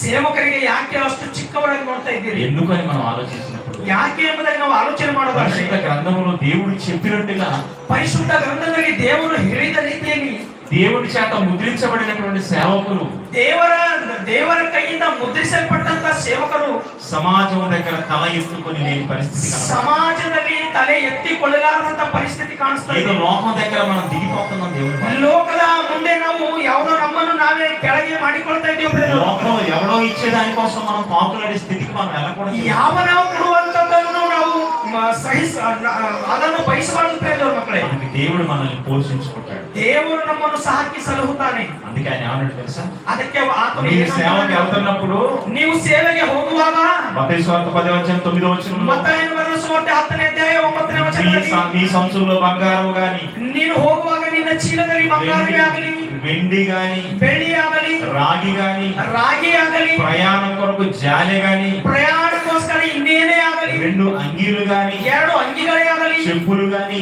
ಚಪ್ಪಲೇ ಆಗಲಿ, చేతి కర్రను గాని ನಿನ್ನ ಕೈ ಕೋಲಾಗಲಿ సిద్ధపరచుకొనకుడి. ಸಿದ್ಧ ಮಾಡಿಕೊಳ್ಳಬೇಡ. పనివాడు తన ఆహారములకు పాత్రుడు కాడా. ಕೆಲಸಗಾರನು ಆತನ ಆಹಾರಕ್ಕೆ ಯೋಗ್ಯನಲ್ಲವೇ? అంటే ఇవన్నీ మనకు వద్దా? ಇವೆಲ್ಲ ನಮಗೆ ಬೇಡವಾ? ఎందుకు చెప్తున్నాడు ప్రభు? ಇವು ಎಲ್ಲ ಯಾಕೆ ಹೇಳ್ತಾ ಇದ್ದಾರೆ ದೇವರು? నాగటి మీద చెయ్యి వేసిన వాడు ನೇಗಿಲಿನ ಮೇಲೆ ಕೈ ಹಾಕಿದವನು ఇది పంట పండుద్దా పండదా నీకు అనుమానం వద్దు. ಇದು ಒಂದು ಬೆಳೀತದ ಬೆಳೆದ ಎಂಬ ಅನುಮಾನ ನಿಮಗೆ ಬೇಡ. దేవుని వ్యవసాయం అడుగుపెట్టిన మనము ದೇವರ ಒಂದು ವ್ಯವಸಾಯದಲ್ಲಿ ಕಾಲಿಟ್ಟಂತ ನಾವು ఇక మన కోసం మనం ఆలోచించు. ನಮಗೋಸ್ಕರ ನಾವು ಆಲೋಚನೆ ಮಾಡಬಾರದು. ఇవన్నీ వద్దని ఎందుకు అంటున్నాడు తెలుసా? ಇವೆಲ್ಲ ಬೇಡ ಎಂಬುದಾಗಿ ಯಾಕೆ ಹೇಳ್ತಾ ಇದ್ದಾರೆ ಗೊತ್ತಾ? వాటిని మధ్యలో పెట్టుకొని వెళ్ళకు. ನೀನು ಅವೆಲ್ಲ ನಿನ್ನ ಮನಸ್ಸಿನಲ್ಲಿ ನಿನ್ನ ಆಲೋಚನೆಯಲ್ಲಿ ಇಟ್ಟುಕೊಂಡು ಹೋಗಬೇಡ. నాకు తిండి పెట్టేవాడు నా దేవుడు. ನನಗೆ ಊಟ ಬಡಿಸ್ತಕ್ಕಂಥವನು ನನ್ನ ದೇವರು. ఎప్పుడైతే మనం సమాజం దగ్గర లాలుచి పడతామో, ಯಾವಾಗಾದ್ರೂ ನಾವು ಸಮಾಜದಲ್ಲಿ ಲಾಲೂಚಿಯಾಗಿರುತ್ತೇವೋ మనల్ని సమాజం చిన్న చూపు చూస్తుంది. ಸಮಾಜ ನಮಗೆ ಚಿಕ್ಕವರಾಗಿ ನೋಡುತ್ತದೆ. దేవుడు అంటున్నాడు, ದೇವರಂತ ಇದ್ದಾನೆ, ఖండించు, ಖಂಡಿಸು, గద్దించు, బుద్ధి చెప్పు, ಬುದ್ಧಿ ಹೇಳು. ನೋಡಿ ఎంత అధికారం ఉండాలి మనకి. ಎಷ್ಟು ಈ ಮಾತು ಓದಿದ ಮೇಲೆ ಎಷ್ಟು ಅಧಿಕಾರ ಇರಬೇಕು ನಮಗೆ. ఎవరో ఇచ్చిన దగ్గర మనం మగ్గిపోకూడదు. ಯಾರೋ ಕೊಡ್ತಕ್ಕಂಥದ್ರ ಮೇಲೆ ನಾವು ಮನಸ್ಸಿಡಬಾರದು. దేవుని వాక్యం చేత గద్దించాలి. ದೇವರ ವಾಕ್ಯದಿಂದ ನಾವು ಗದ್ದಿಸಬೇಕು. వాడు ₹1,00,000 తిండి ఎక్కువ తిండి, ಅವನು ₹1,00,000 ಕೊಟ್ಟಿದ್ರೆ ಎಷ್ಟು ಇನ್ನು ಹೆಚ್ಚು ಕೊಟ್ಟ. ఎవరికి కావాలి నీ అధికారము నీ ధనం, ಯಾರಿಗೆ ಬೇಕು ನೀನು ಕೊಟ್ಟಂತ ಅಧಿಕಾರ, ನೀನು ಕೊಟ್ಟಂತ ಧನ, ఎవరికి కావాలి నీ బహుమానం. ಯಾರಿಗೆ ಬೇಕು ನಿನ್ನ ಬಹುಮಾನ. దేవుడు మనల్ని పోషించుకునేవాడు. ದೇವರು ನಮ್ಮನ್ನು ಸಾಕಿ ಸಲಹುವವನು. ఆకాశం వైపు పక్షులు ఎదురు చూస్తున్నట్టుగా ಆಕಾಶದ ಕಡೆಗೆ ಪಕ್ಷಿಗಳು ನೋಡುವುದ ಹಾಗೆ దేవుని వైపు చూడాలి. దేవుడు ನಾವು ಸಹ ದೇವರ ಕಡೆಗೆ ನೋಡಬೇಕು. ಪ್ರಿಯರ ಮಕ್ಕಳೇ, ఏలియా గారు చూడండి, ಏಲಿಯನನ್ನು ನೋಡಿರಿ. ఇదిగో ఈ దేశం మీద ఈ పట్టణం మీద 3.5 సంవత్సరాల వర్షం పడదు అన్నాడు. ಈ ದೇಶದ ಮೇಲೆ ಈ ಪಟ್ಟಣದ ಮೇಲೆ 3.5 ವರ್ಷ ಮಳೆ ಬೀಳುವುದಿಲ್ಲ ಎಂಬುದಾಗಿ అదే పట్టణంలో మన ఆయన ఉన్నాడు. ಅದೇ ಪಟ್ಟಣದಲ್ಲಿ ಮತ್ತು ಆತನಿದ್ದಾನೆ. మరి తన గురించి తాను ఆలోచించుకోవాలి కదా. ಆತನ ಬಗ್ಗೆ ಆತನು ಸಹ ಆಲೋಚನೆ ಮಾಡಿಕೊಳ್ಬೇಕಲ್ಲ. వర్షం లేకపోతే నాకు తిండి ఎట్లా అనుకోవాలి కదా. ಮಳೆ ಇಲ್ಲದೆ ಹೋದ್ರೆ ನನಗೆ ಹೆಂಗ ಊಟ ಎಂಬುದಾಗಿ ಆಲೋಚನೆ ಮಾಡಬಹುದು. సేవకుడు తన కోసం ఆలోచించుకోవాలి. ಒಂದು ಸೇವಕನು ಆತನ ಬಗ್ಗೆ ಯಾವತ್ತೂ ಆಲೋಚನೆ ಮಾಡಿಕೊಳ್ಳುವುದಿಲ್ಲ. దేవుని పక్షాన గద్దించాడు, ದೇವರ ಪಕ್ಷದಲ್ಲಿ ಗದ್ದಿಸಿದ್ದಾನೆ. వర్షం ఆగిపోయింది, ಮಳೆ ನಿಂತು ಹೋಗಿದೆ. మరి ఏలియా ఎలా బతుకుతాడు? ಏಲಿಯ ಹೇಗೆ ಬದುಕುತ್ತಾನೆ? నేను ఎలా బతకాలన్న ఆలోచన ఏలియాకి లేదు. ನಾನು ಹೇಗೆ ಬದುಕಬೇಕು ಎಂಬುದಾಗಿ ಆ ಆಲೋಚನೆ ಏಲಿಯನಿಗೆ ಇಲ್ಲ. ఏలియాను ఎలా బ్రతికించుకోవాలని దేవుడికి ఉంది ఆలోచన. ಏಲಿಯನನ್ನು ಹೇಗೆ ಬದುಕಿಸಿಕೊಳ್ಳಬೇಕು ಎಂಬುವ ಆಲೋಚನೆ ದೇವರಿಗಿದೆ. చూసారా దేవుడు మాట? ನೋಡಿದ್ರ ಪ್ರಿಯ ದೇವರ అంటే ಮಕ್ಕಳೇ, నీ గురించి, నా గురించి, మన గురించి మనం ఆలోచించుకోవాలి. ನಿನ್ನ ಬಗ್ಗೆ, ನನ್ನ ಬಗ್ಗೆ, ನಮ್ಮ ಬಗ್ಗೆ ನಾವು ಆಲೋಚನೆ ಮಾಡಿಕೊಳ್ಳುವುದು ಬೇಡ. మన గురించి దేవుడు ఆలోచిస్తాడు. ನಮ್ಮ ಬಗ್ಗೆ ದೇವರ ಆಲೋಚನೆ ಮಾಡ್ತಾನೆ. ఇదిగో ఆ యోర్దాను నదికి వెళ్ళాడు. ಯೂದಾನ ನದಿಗೆ ಹೋಗಿದ್ದಾನೆ. ఆకలేస్తుంది, ಹಸು ಆಗ್ತಾ ಇದೆ. కాకుల చేత పంపిస్తున్నాడు. ಕಾಗಿಗಳ ಜೊತೆ ಆಹಾರವನ್ನು ಕಳಿಸ್ತಾ ಇದ್ದಾನೆ. ఏం పంపిస్తున్నాడు? ಏನ್ ಕಳಿಸ್ತಾ ಇದ್ದಾನೆ? మాంసము, ಮಾಂಸ, రొట్టెలు. ರೊಟ್ಟಿ ಕಳಿಸ್ತಾ ಇದ್ದಾನೆ. కరువులో మాంసం పెట్టాడు దేవుడు. ಕರುವ ಆ ಬರಗಾಲದಲ್ಲಿ ಮಾಂಸ ಕಳಿಸ್ತಾ ಇದ್ದಾನೆ. తన సేవకులు ఎప్పుడు ఆకలితో వచ్చుకుంటున్నారు. ಆತನ ಸೇವಕರನ್ನು ಯಾವತ್ತೂ ಹಸುವಿನಿಂದ ಅಲ್ಲಾಡಿಸುವುದಿಲ್ಲ. ಪ್ರಿಯ ದೇವರ ಮಕ್ಕಳೇ, దేవుడు కాకులతో పంపించాడు. ದೇವರು ಕಾಗೆಗಳ ಜೊತೆ ಆಹಾರ ಕಳಿಸಿದ್ದಾನೆ. మీరు భూమి మీద మనుషులు లేరా పట్టుకెళ్ళాలి? ಭೂಮಿ ಮೇಲೆ ಮನುಷ್ಯರಿಲ್ಲ ತೆಗೆದುಕೊಂಡು ಹೋಗೋದಕ್ಕೆ. భయంకరంగా కరువు ఉంది దేశంలో. ಭಯಂಕರವಾದ ಬಡತನ ಇದೆ ದೇಶದಲ್ಲಿ. ఒకవేళ మనిషి పట్టకపోయినప్పుడు నమ్మొచ్చా మనిషిని మనం? ಒಂದು ವೇಳೆ ಮನುಷ್ಯ ತೆಗೆದುಕೊಂಡು ಹೋಗೋಣ ಅಂತ ತಿಳ್ಕೊಳ್ಳಿ, ಮನುಷ್ಯನನ್ನು ನಂಬಬಹುದಾ? ಅವಾಗ ಬಡತನ ఈడే మధ్యలో దాన్ని శుభ్రంగా తినేస్తాడు. ಈತನೇ ಒಂದು ವೇಳೆ ಮಧ್ಯದಲ್ಲಿ ತಿಂದ್ರು ತಿನ್ಬಹುದು. ఈ మధ్య కాలంలో చూడండి, ಈ ಮಧ್ಯ ಕಾಲದಲ್ಲಿ ನೋಡ್ರಿ, పట్టణాల్లో ಪಟ್ಟಣಗಳಲ್ಲಿ ఇదిగో ఫుడ్ డెలివరీ చేసే ఆ స్విగ్గీ దాంట్లో ఫుడ్ ఆర్డర్ చేశారు. ಫುಡ್ ಡೆಲಿವರಿ ಮಾಡ್ತಕ್ಕಂಥ ಆ ಒಂದು ಸ್ವಿಗ್ಗಿ ಒಂದು ಡಿಪಾರ್ಟ್ಮೆಂಟ್ ಅವರು, ఆ డెలివరీ చేసే బాయ్ ఫుడ్ తీసుకొని వెళ్తున్నాడు. ಆ ಡೆಲಿವರಿ ಬಾಯ್ ಫುಡ್ ತೆಗೆದುಕೊಂಡು ಹೋಗ್ತಾ ಇದ್ದಾನೆ. దీనికి మధ్యలో ఆకలేసింది. ಇವನಿಗೆ ಮಧ್ಯದಲ್ಲಿ ಹಸು ಆಗಿದೆ. వీడు ఏం చేశాడంటే ಇವನು ಏನ್ ಮಾಡಿದ್ದಾನೆ? ఆ ప్యాకింగ్ ఓపెన్ చేశాడు. ಆ ಪ್ಯಾಕಿಂಗ್ ಓಪನ್ ಮಾಡಿ శుభ్రంగా దాంట్లో సగం తినేశాడు. ಅದರಲ್ಲಿ ಇರ್ತಕ್ಕಂಥದ್ದು ಹಾಫ್ ತೆಗೆದು మరలా ప్యాక్ చేశాడు. ಮತ್ತೆ ಪ್ಯಾಕ್ ಮಾಡಿದಾನೆ. హ్యాపీకి వెళ్ళి వాళ్ళకి డెలివరీ ఇచ్చేశాడు. ಅವನು ತೆಗೆದುಕೊಂಡು ಹೋಗಿ ಅವರಿಗೆ ಡೆಲಿವರಿ ಮಾಡಿ. వాళ్ళే అనుకుంటున్నారు, ಅವ್ರು ಏನ್ ಅಂದ್ಕೊಳ್ತಾ ಇದ್ದಾರೆ? మేము ఆర్డర్ చేసాము, ನಾವು ಆರ್ಡರ್ ಮಾಡಿದ್ದೇವೆ, ఫుడ్ వచ్చేసింది, ಫುಡ್ ನಮ್ಮ ಮನೆಗೆ ಬಂದಿದೆ, గుమగుమలాడిపోతుంది, ಅದರ ಒಂದು ಸ್ಮೆಲ್ ಬಹಳ ಸುಂದರವಾಗಿದೆ అని తినేస్తున్నారు. ಅವರು ತಿಂತಾ ಇದ್ದಾರೆ. ఆల్రెడీ అది ఎంగిలి భోజనం. ಅದು ಆಲ್ರೆಡಿ ಎಂಜಿಲ್ ಭೋಜನ. వాడు సగం తినేశాడు. ಆತನ ಅರ್ಧ ತಿಂದು ಬಿಟ್ಟಿದ್ದಾನೆ. మనిషితో మనిషి పంపిస్తే మనిషిని మోసగాడు. ಮನುಷ್ಯನ ಜೊತೆ ಆಹಾರವನ್ನು ಕಳಿಸಿದರೆ ಅವನು ಮೋಸ ಮಾಡಿದ್ದಾನೆ. ಪ್ರಿಯ ದೇವರ ಮಕ್ಕಳೇ, దేవుడు భూమార్గంలో పంపించట్లేదు ఆహారాన్ని, ದೇವರು ಭೂ ಮಾರ್ಗದಲ್ಲಿ ಕಳಿಸ್ತಾ ಇಲ್ಲ ಆಹಾರ, ఆకాశ మార్గంలో పంపిస్తాడు. ಆಕಾಶ ಮಾರ್ಗದಿಂದ ಕಳಿಸ್ತಾ ಇದ್ದಾನೆ. ఒకవేళ భూమి మీద జంతువుల నుంచి పంపిస్తే కుక్కకి ఇచ్చి పంపించాడు. ಒಂದು ವೇಳೆ ಭೂಮಿ ಮೇಲೆ ನಾಯಿಗೆ ಕೊಟ್ಟು ಕಳಿಸಿದ್ದಾರಂತೆ. ಊರಂతా ಕುಕ್ಕೆಂಬಡಿ ಪಡ್ತಾರೆ, దాని నోటి మీద ప్యాకింగ్. ಆ ಒಂದು ನಾಯಿ ಹಿಂದೆ ಊರಲ್ಲಿ ಇರ್ತಕ್ಕಂಥ ಪ್ರತಿ ನಾಯಿಗೂ ಸಹ ಅದರ ಹಿಂದೆ దాన్ని చంపేసి వీళ్ళు తినేస్తారు. ಅದನ್ನು ಸಾಯಿಸಿ ಇವು ತಿನ್ನುತ್ತವೆ. ఎందుకు అసలే కరువు భయంకరంగా. ಯಾಕಂದ್ರೆ ಬಹಳ ಬಡತನ ಬಂದಿದೆ. దేవుడు అనుకున్నాడు, ದೇವರು ಅಂದುಕೊಂಡಿದ್ದಾನೆ, నా ప్రవక్త ఆకలి తీరాలి, ನನ್ನ ಪ್ರವಕ್ತನ ಒಂದು ಹಸು ತೀರಬೇಕು. కాకికి చెప్పాడు, ಆ ಕಾಗಿಗೆ ಹೇಳಿದ್ದಾನೆ, ఆహారాన్ని తీసుకెళ్ళు, ಆಹಾರವನ್ನು ತೆಗೆದುಕೊಂಡು ಹೋಗು. రొట్టెలు మాంసం ఎవరు ఇస్తుంటారు కాకి ఆలోచించారు. ಆ ರೊಟ್ಟಿ ಮತ್ತು ಮಾಂಸ ಯಾರು ಕೊಟ್ಟಿರ್ಬೋದು ಆ ಒಂದು ಕಾಗಿಗೆ. కాకి చాలా తెలివికల్ల తెలుగు. ಕಾಗಿ ಬಹಳ ಜ್ಞಾನವುಳ್ಳದು. ఏ పట్టణానికి వెళ్ళిందో అది, ಯಾವ ಪಟ್ಟಣಕ್ಕೆ ಹೋಗಿದೋ, ఏ హోటల్లో ఎవరు వండుకొని ప్యాక్ చేసి మరి ఒకరికి ఇస్తున్నారో, ಯಾವ ಹೋಟೆಲ್ ಅಲ್ಲಿ ಆರ್ಡರ್ ಮಾಡಿದ್ದು ಪ್ಯಾಕ್ ಮಾಡ್ಕೊಂಡು ತೆಗೆದುಕೊಳ್ತಾ ಇದ್ದಾರೋ ఆ ప్యాకింగ్ నోట్లో పట్టుకొని వెళ్ళిపోవాలి. ಆ ಪ್ಯಾಕಿಂಗ್ ಬಾಯಿಯಲ್ಲಿ ಹಿಡಿದುಕೊಂಡು ಹೋಗ್ಬೇಕು. పూటకి ಅವನು ಹಸಿದಾಗ మాంసము రొట్టెలు ಮಾಂಸವನ್ನು ರೊಟ್ಟಿಯನ್ನು ತೆಗೆದುಕೊಂಡು ಹೋಗ್ತಾ ಇದೆ. ఎందుకు చెప్పానంటే, ಇದು ಯಾಕೆ ಹೇಳಿದ್ದೇನೆ ಅಂದ್ರೆ, సేవకుడి ఆకలి తీర్చేవాడు దేవుడు. ಸೇವಕರ ಒಂದು ಹಸು ತೀರಿಸ್ತಕ್ಕಂಥವನು ದೇವರು. మన గురించి మనం ఆలోచించుకోకూడదు. ನಮ್ಮ ಬಗ್ಗೆ ನಾವು ಆಲೋಚನೆ ಮಾಡಬಾರದು. డ్యూటీలో మనకి ఏమైనా అయిందనుకోండి, ಡ್ಯೂಟಿಯಲ್ಲಿ ನಮಗೆ ಒಂದು ವೇಳೆ ಏನಾದರೂ ಆಯ್ತು ಅಂತ ತಿಳ್ಕೊಳ್ಳಿ. ఒక ఆర్టీసీ డ్రైవరు ಒಂದು ಆರ್ಟಿಸಿ ಡ್ರೈವರು డిపోలో బస్సు పెట్టాడు, ಡಿಪೋನಲ್ಲಿ ಬಸ್ ಇಟ್ಟಿದ್ದಾನೆ, డ్యూటీ దిగిపోయాడు, ಡ್ಯೂಟಿ ಆಗೋಗಿದೆ, ಡ್ಯೂಟಿ సైన్ చేశాడు, ಸೈನ್ ಮಾಡಿದ್ದಾನೆ, ಡ್ಯೂಟಿ ಆಗೋಗಿದೆ, ఇంటికి వెళ్ళిపోతున్నాడు. ಮನೆಗೆ ಹೋಗ್ತಾ ಇದ್ದಾನೆ. ఇంటికి వెళ్తున్నప్పుడు, ಮನೆಗೆ ಹೋಗುವಾಗ, తీరా ఇంటి దగ్గరికి వెళ్ళినప్పుడు ಮನೆ ಹತ್ತಿರಕ್ಕೆ ಹೋದಾಗ రోడ్డు మీద యాక్సిడెంట్ అయింది, ರೋಡಿನ ಮೇಲೆ ಆಕ್ಸಿಡೆಂಟ್ ಆಗಿದೆ, చనిపోయాడు దేవుడు. ಸತ್ತು ಹೋಗಿದ್ದಾನೆ. ಪ್ರೀತಿಯ ಮಕ್ಕಳೇ, ఆర్టీసీ డిపార్ట్మెంట్ ಆರ್ಟಿಸಿ ಡಿಪಾರ್ಟ್ಮೆಂಟ್ ₹1 కూడా ఇవ్వలేదు. ₹1 ಸಹ ಕೊಟ್ಟಿಲ್ಲ. ఎందుకు ఇవ్వలేదు? ಯಾಕೆ ಕೊಟ್ಟಿಲ್ಲ? డ్యూటీ దిగిపోయాడు. ಡ್ಯೂಟಿ ಆಗೋಗಿದೆ, ಒಂದು ಡ್ಯೂಟಿ ಮುಗಿಸ್ಕೊಂಡು ಹೋಗಿದ್ದಾನೆ. చూసారు, ನೋಡಿದಿರಾ? అదే ఒక ఆర్టీసీ డ్రైవరు ಅದೇ ಒಂದು ಆರ್ಟಿಸಿ ಡ್ರೈವರ್ డ్యూటీలో వెళ్తున్నాడు, బస్సు నడుపుకుంటూ ಡ್ಯೂಟಿಯಲ್ಲಿ ಬಸ್ ನಡೆಸ್ತಾ ಹೋಗ್ತಾ ಇದ್ದಾನೆ. బాగా వర్షం వస్తుంది, ಬಹಳ ಮಳೆ ಬರ್ತಾ ಇದೆ. రోడ్డు పక్కన బస్సు నిలిపాడు, ರೋಡ್ ಪಕ್ಕದಲ್ಲಿ ಬಸ್ ನಿಲ್ಲಿಸಿದ್ದಾನೆ. ఒక చెట్టు ఇరిగి బస్సు మీద పడిపోయింది, ಒಂದು ಗಿಡ ಮುರಿದು ಬಸ್ಸಿನ ಮೇಲೆ ಬಿದ್ದಿದೆ. డ్రైవర్ చచ్చిపోయాడు. ಡ್ರೈವರ್ ಸತ್ತೋಗಿದ್ದಾನೆ. వెంటనే ఆర్టీసీ డిపార్ట్మెంట్ ఏం చేసింది తెలుసా? ಅವಾಗ ಆರ್ಟಿಸಿ ಡಿಪಾರ್ಟ್ಮೆಂಟ್ ಏನ್ ಮಾಡಿದೆ ಗೊತ್ತಾ? అతను చనిపోయినందుకు ఒక ₹12 లక్షల ఎక్స్గ్రేసియా ఇచ్చింది. ಆತನು ಸತ್ತು ಹೋಗಿದಕ್ಕೋಸ್ಕರ ₹12 ಲಕ್ಷ ಕೊಟ್ಟಿದೆ. కుటుంబంలో ఒకరికి ఉద్యోగం ఇచ్చింది, ಕುಟುಂಬದಲ್ಲಿ ಒಬ್ಬರಿಗೆ ಉದ್ಯೋಗವನ್ನು ಕೊಟ್ಟಿದೆ. ఎందుకు? డ్యూటీలో చచ్చిపోయాడు. ಯಾಕೆ ಗೊತ್ತಾ? ಡ್ಯೂಟಿಯಲ್ಲಿ ಸತ್ತು ಹೋಗಿದ್ದಾನೆ. డ్యూటీ దిగిపోయి చచ్చిపోయిన వాడికి ఏమీ లేదు. ಡ್ಯೂಟಿ ಇಳಿದು ಹೋಗಿದ್ದ ಮೇಲೆ ಸತ್ತೋಗಿದವನಿಗೆ ಏನಿಲ್ಲ. డ్యూటీలో ఉండి నువ్వు కష్టపడాలి. ಡ್ಯೂಟಿಯಲ್ಲಿ ಇದ್ದು ನೀನು ಕಷ್ಟಪಡಬೇಕು. డ్యూటీలో నీకు ఏది జరిగిన ఆ బాధ్యత ఆ డిపార్ట్మెంట్ చూసుకుంటది. ಡ್ಯೂಟಿಯಲ್ಲಿ ನೀನು ಏನಾದರೂ ಸಹ ಅದರ ಜವಾಬ್ದಾರಿ ಆ ಡಿಪಾರ್ಟ್ಮೆಂಟ್ ತೆಗೆದುಕೊಳ್ಳುತ್ತದೆ. ఈ రోజు మనం దేవుని డిపార్ట్మెంట్ ఉన్నాం. ನಾವು ಇವತ್ತು ದೇವರ ಡಿಪಾರ್ಟ್ಮೆಂಟ್ ಅಲ್ಲಿ ಇದ್ದೇವೆ. ఆ చట్టానికి అనుగుణంగా మనం ఉన్నాం అనుకోండి, ಆತನ ಒಂದು ಕಾನೂನಿಗೆ ಅನುಗುಣವಾಗಿ ನಾವು ಒಂದು ವೇಳೆ ಇದ್ದರೆ మనకు ఏ కష్టం వచ్చినా చూసుకోవాల్సిన బాధ్యత ఎవరిది? ನಮಗೆ ಯಾವ ಕಷ್ಟ ಬಂದರೂ ಸಹ ನಮ್ಮನ್ನು ನೋಡಿಕೊಳ್ಳುವ ಜವಾಬ್ದಾರಿ ಯಾರದು? అది పరలోకమందున్న మన దేవుడు. ಅದು ಪರಲೋಕದಲ್ಲಿರ್ತಕ್ಕಂಥ ನಮ್ಮ ದೇವರದು. కానీ మనుషులుగా మనం ఆలోచిస్తే, ಆದರೆ ನಾವು ಮನುಷ್ಯರಾಗಿ ಆಲೋಚನೆ ಮಾಡೋದಾದ್ರೆ దేవుడు సహాయం చేయడు. ದೇವರಿಗೆ ಸಹಾಯ ಮಾಡೋದಿಲ್ಲ. ఒక తప్పుని మనం సమర్థించాలనుకోండి, ಒಂದು ವೇಳೆ ತಪ್ಪಿಗೆ ನಾವು ಸಹ దేవుడు మనల్ని సమర్థించడు. ದೇವರು ನಮ್ಮನ್ನು ಸಹ ಸಂಬಂಧಿಸುವುದಿಲ್ಲ.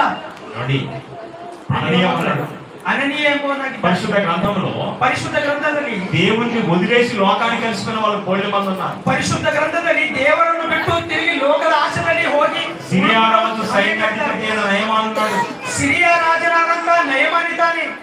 శోభలోనికి వెళ్ళాడు, ಶೋಮ್ರೋನಕ್ಕೆ ಹೋಗಿದ್ದಾನೆ. ఒళ్ళంతా కుష్టు, ಮೈಯೆಲ್ಲ ಕುಷ್ಠರೋಗ ಆಗಿದೆ. వెంటనే వెళ్ళాడు. ಅವಾಗ ಹೋಗಿದ್ದಾನೆ. ఎలీషా గారి ఇంటి ముందు రథం ఆగింది, ಎಲಿಷನ ಮನೆಯ ಮುಂದೆ ರಥ లోపల ನಿಲ್ಲಿಸಿದ್ದಾನೆ. కబురు వచ్చేసింది, ಮನೆಗೆ ಒಂದು ವಾರ್ತೆ ಬಂದಿದೆ. ఎవడరా బయట ఆగిన బండి అనగానే, ಯಾರು ನೀವು ಹೊರಗಡೆ ನಿಂತಿದ್ದು ಅಂತ సిరియా ಕೇಳಿದಾಗ రాజు సైన్యాధిపతి అండి. ಸಿರಿಯಾ ರಾಜನ ಸೈನ್ಯಾಧಿಪತಿ అమ్మో, ಅಯ್ಯೋ గబగబాని బయటకు వచ్చాడా ఎలీషా గారు? ಅಯ್ಯೋ ಎಂಬುದಾಗಿ ಭಯಪಟ್ಟು ಎಲಿಷಾ ಹೊರಗೆ ಓಡ್ಕೊತ ಬಂದಿದ್ದಾನ. ఎందుకు వచ్చాడు? ಯಾಕೆ ಬಂದಿದ್ದಾನೆ? కుష్ఠరోగాన్ని పోగొట్టుకోవడానికి అయ్యా. ಕುಷ್ಠರೋಗ ಸ್ವಸ್ಥಪಡಿಸಿಕೊಳ್ಳುವುದಕ್ಕಯ್ಯ. పోయి యోర్దానులో 7 మార్లు మునగమను, ಹೋಗಿ ಯೋರ್ದಾನ ನದಿಯಲ್ಲಿ 7 ಸಾರಿ ಮುಳುಗು ಅಂತ ಹೇಳು. శిష్యుడు బయటకు వచ్చాడు, ಶಿಷ್ಯನು ಹೊರಗೆ ಬಂದಿದ್ದಾನೆ. అయ్యా నువ్వు వెళ్ళి యోర్దానులో 7 సార్లు మునిగి సెలవన్నాడు మా అయ్యగారు అన్నాడు. ಅಯ್ಯ ನೀನು ಯೋರ್ದಾನ ನದಿಯಲ್ಲಿ ಹೋಗಿ ನೀನು 7 ಸಾರಿ ಮುಳುಗಿ ಹೋಗು ಎಂಬುದಾಗಿ ಹೇಳಿದ್ದಾನೆ ನಮ್ಮ ಸೇವಕರು. నయమని ఏమనుకున్నాడు? ನಯಮಾನ ಏನಂದುಕೊಂಡಿದ್ದಾನೆ? నన్ను అవమానపరుస్తాడా? ನನಗೆ ಅವಮಾನ ಪಡಿಸುತ್ತಾನ? సిరియాలో సైన్యాధిపతి నేను. ಸಿರಿಯಾ ರಾಜ್ಯಕ್ಕೆ ಸೈನ್ಯಾಧಿಪತಿ ನಾನು. నా దగ్గరికి వచ్చి ನನ್ನ ಹತ್ತಿರಕ್ಕೆ ಬಂದು నన్ను ముట్టుకొని ನನ್ನನ್ನು ಮುಟ್ಟಿ నన్ను బాగు చేస్తాడని ನನ್ನನ್ನು ಚೆನ್ನಾಗಿ ಮಾಡುತ್ತಾನೆಂಬುದಾಗಿ నేను అనుకుంటే ನಾನು ಅಂದುಕೊಂಡ್ರೆ పోయి ఆ నదిలో మునగమంటాడా? ಹೋಗಿ ಆ ನದಿಯಲ್ಲಿ ಮುಳುಗುತ್ತಾನ? మా దేశం నదులు లేవా? ನಮ್ಮ ದೇಶದಲ್ಲಿ ನದಿಗಳಿಲ್ವಾ? మీరు చూసాడు ఎలా ఫీల్ అవుతున్నాడు? ಇವನು ನೋಡಿದಿರಾ ಹೇಗೆ ಫೀಲ್ ಆಗ್ತಾ ಇದ್ದಾನೆ? సేవకుడి మాటకు లోబడు ముందు ನೀನು ಸೇವಕನ ಮಾತಿಗೆ ವಿಧೇಯನಾಗು ಮುಂದು. నాకు అవమానం జరిగింది అనుకుంటున్నాడు. ನನಗೆ ಅವಮಾನ జరిಗಿದೆ ಅಂದುಕೊಳ್ತಾ ಇದ್ದಾನೆ. ఈగో అంటే దీనికి ಇವನಿಗೆ ಈಗೋ ಹಟ್ಟಾಗಿದೆ, ಫೀಲ್ ಆಗಿದ್ದಾನೆ. మా దగ్గర నదులు లేవా? ನಮ್ಮಲ್ಲಿ ನದಿಗಳಿಲ್ವಾ? తిరిగి ప్రయాణం వెళ్ళిపోతాను ఇంటికి. ತಿರುಗಿ ಪ್ರಯಾಣ ಮಾಡಿ ಹೋಗ್ತಾ ಇದ್ದಾನೆ ಇದಕ್ಕೆ. సైనికులు ఒకడు అంటున్నాడు, ಅದಕ್ಕೆ ಸೈನಿಕರಲ್ಲಿ ಒಬ್ಬನಂತ ಇದ್ದಾನೆ, అయ్యా నువ్వు ఎందుకు తొందర పడుతున్నావు? ಅಯ್ಯ ನೀನು ಯಾಕೆ ತೊಂದರೆ ఒక గొప్ప పని చేయమంటే నువ్వు చేయవా? ಅಯ್ಯ ನೀನು ಯಾಕೆ ಈ ರೀತಿ ನಿರ್ಣಯ ತೆಗೆದುಕೊಳ್ತಾ ಇದ್ದೀವಿ? ಒಂದು ದೊಡ್ಡ ಕೆಲಸ ಮಾಡೋದ್ರೆ ನೀನು ಮಾಡೋದಿಲ್ವೋ? 10 లక్షలు ఏమంటే ఇవ్వవా? ನೀನು ಒಂದು 10 ಲಕ್ಷ ಕೊಡೋದ್ರೆ ಕೊಡೋದಿಲ್ವಾ? 10 ఎకరాల స్థలం ఏమంటే ఇవ్వవా? ಒಂದು 10 ಎಕರೆ ಸ್ಥಳ ಕೊಡೋದ್ರೆ ನೀನು ಕೊಡೋದಿಲ್ವಾ? ఆయన ఏమన్నాడు? ಆತನು ಏನ್ ಹೇಳಿದ್ದಾನೆ ನಿನ್ಗೆ? యోర్దానులో మునగమన్నాడు. ಯೋರ್ದಾನ ನದಿಯಲ್ಲಿ ಮುಳುಗಂತ ಹೇಳಿದ್ದಾನೆ. మునగొచ్చు కదండి. ನೀನು ಮುಳುಗಬಹುದಲ್ಲ? నేను మునగడం ఏంటి ఇక్కడ? ನಾನು ಮುಳುಗೋದೇನು ಇಲ್ಲಿ? అయ్యా మాటకు లోబడితే మంచిది, మునగండి. ನೀನು ಮಾತಿಗೆ ವಿಧೇಯನಾದರೆ ಒಳ್ಳೆಯದು, ಇಲ್ಲಿ ಮುಳುಗು ಎಂಬುದಾಗಿ ಹೇಳಿದ್ದಾನೆ. పనివాడి మాటకు తలొగ్గాడు. ಆ ಒಂದು ಕೆಲಸಗಾರನ ಒಂದು ಸೈನಿಕನ ಒಂದು ಮಾತಿಗೆ ಆತನು ಬೆಲೆ ಕೊಟ್ಟಿದ್ದಾನೆ. సరే పోదాం పదరా అన్నాడు. ಸರಿ ಹೋಗೋಣ ನಡಿ ಅಂದಾನೆ. ఒకసారి మునిగాడు, ಒಂದು ಸಾರಿ ಮುಳುಗಿದ್ದಾನೆ, 2, 3, 4, 5, 6 ಆ ರೀತಿ ಮುಳುಗುತ್ತಾ ಇದ್ದಾನೆ.